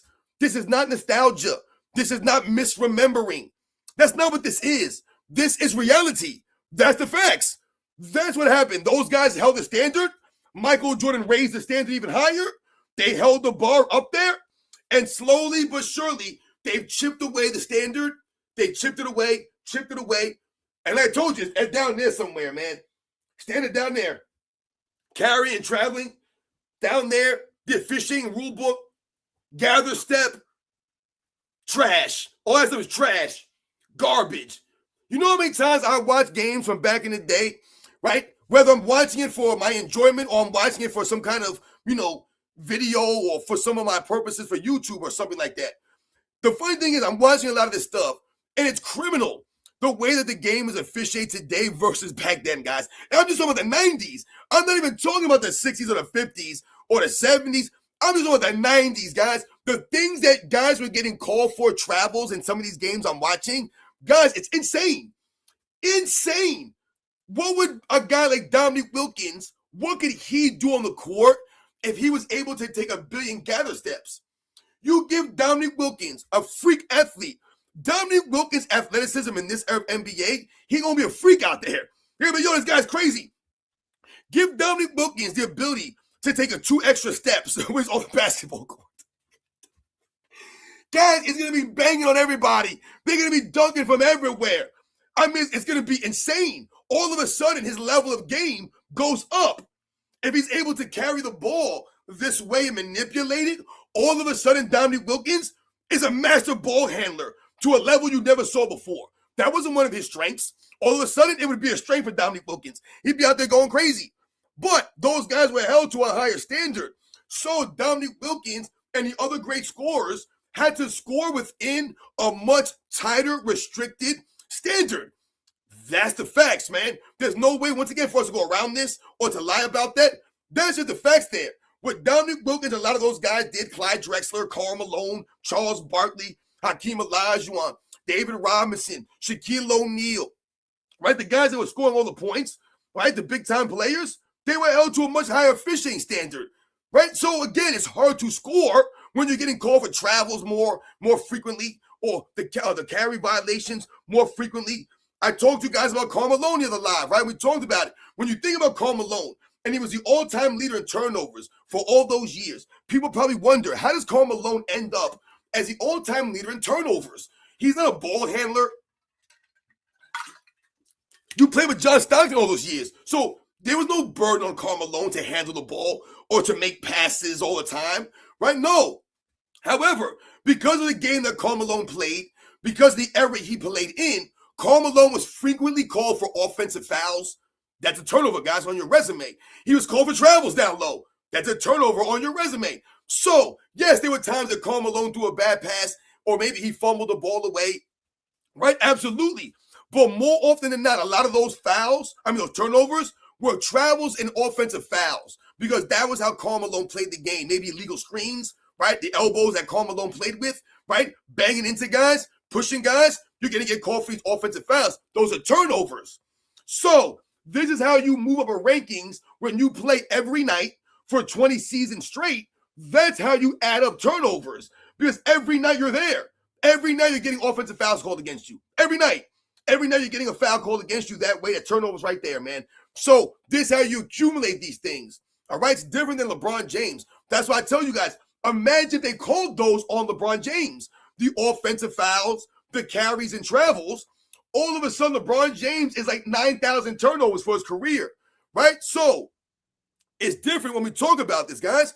That's what I'm trying to give you guys, the perspective and the context behind some of these players, how they played the game, and how they accumulated the numbers they accumulated, right? People will knock some of these guys when, like they're not that great. Like Dominique Wilkins, like I mentioned.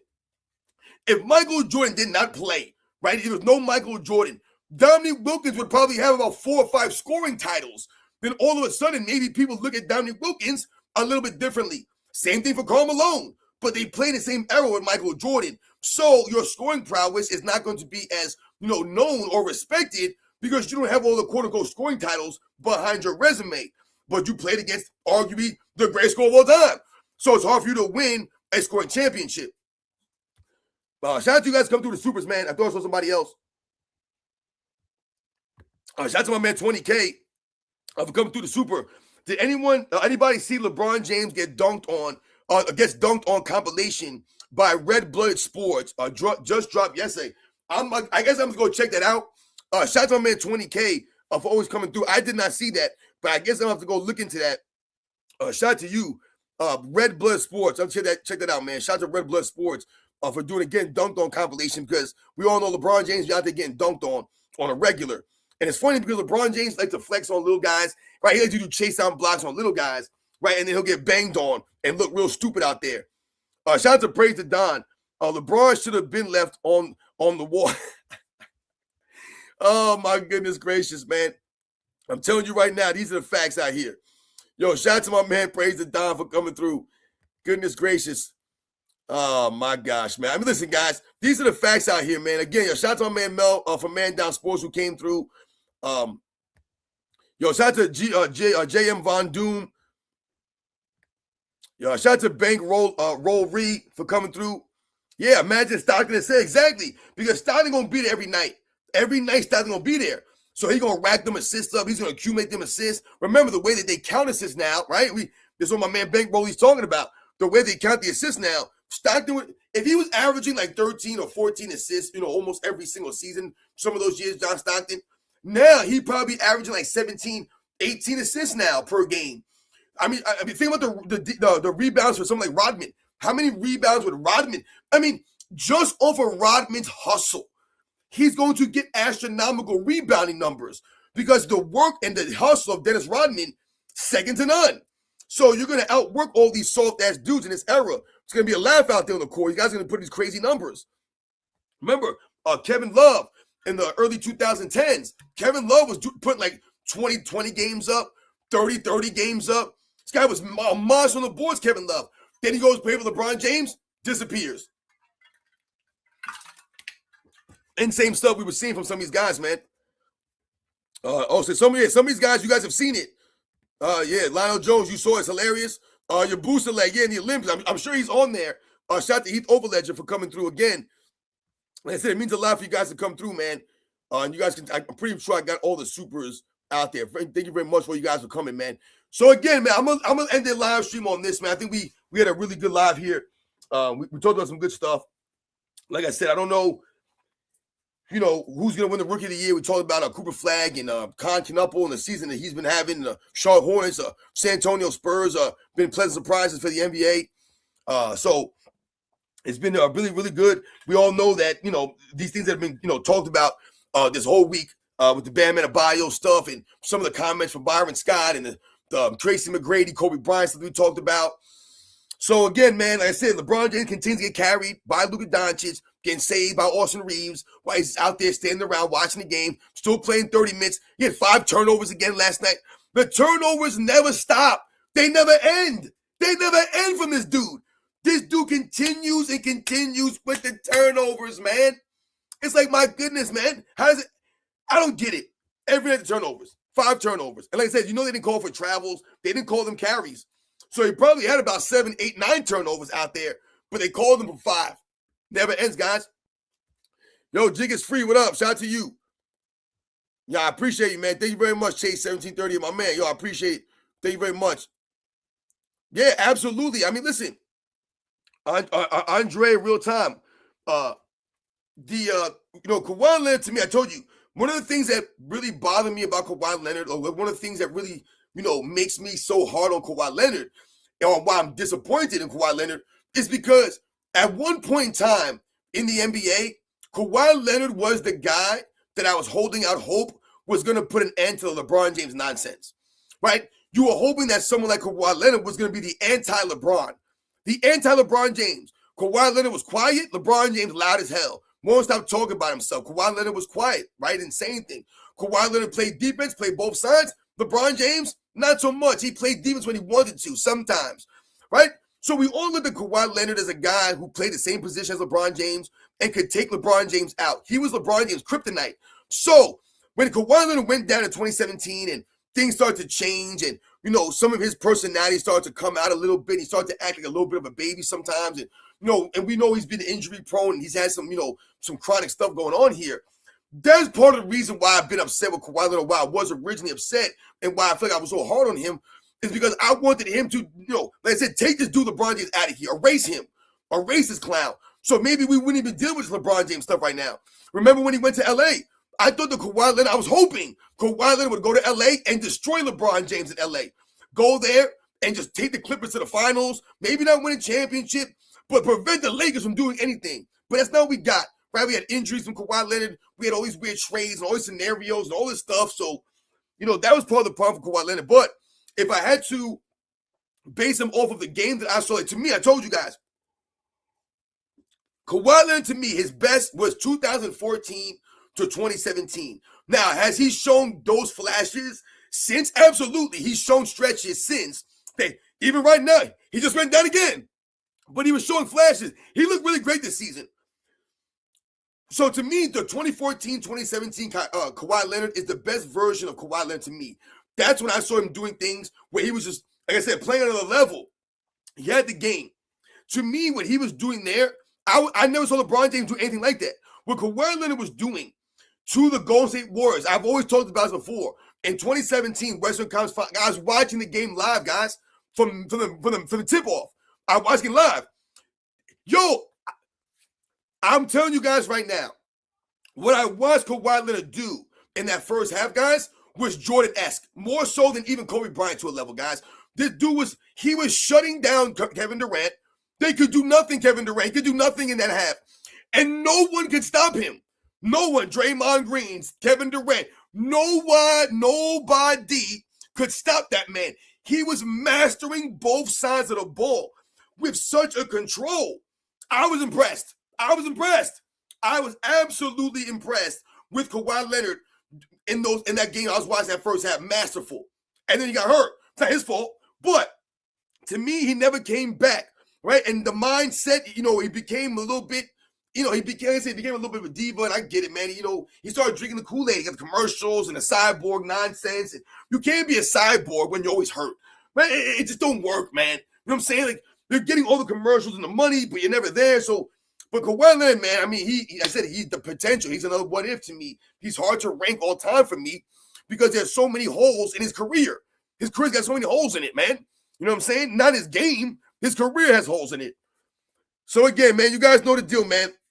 Shout out to all you guys out there. No more Kings won. Shout out to you for coming through. I hope you guys enjoy the rest of your Sunday. I hope you guys had a great weekend. Like I told you guys, it means a lot for you guys to always come through, and I'm going to try to continue to do the Fridays and the Sunday things. So again, you guys know the deal out there, man. And you know, like I always tell you guys, I'll catch you guys on the next one.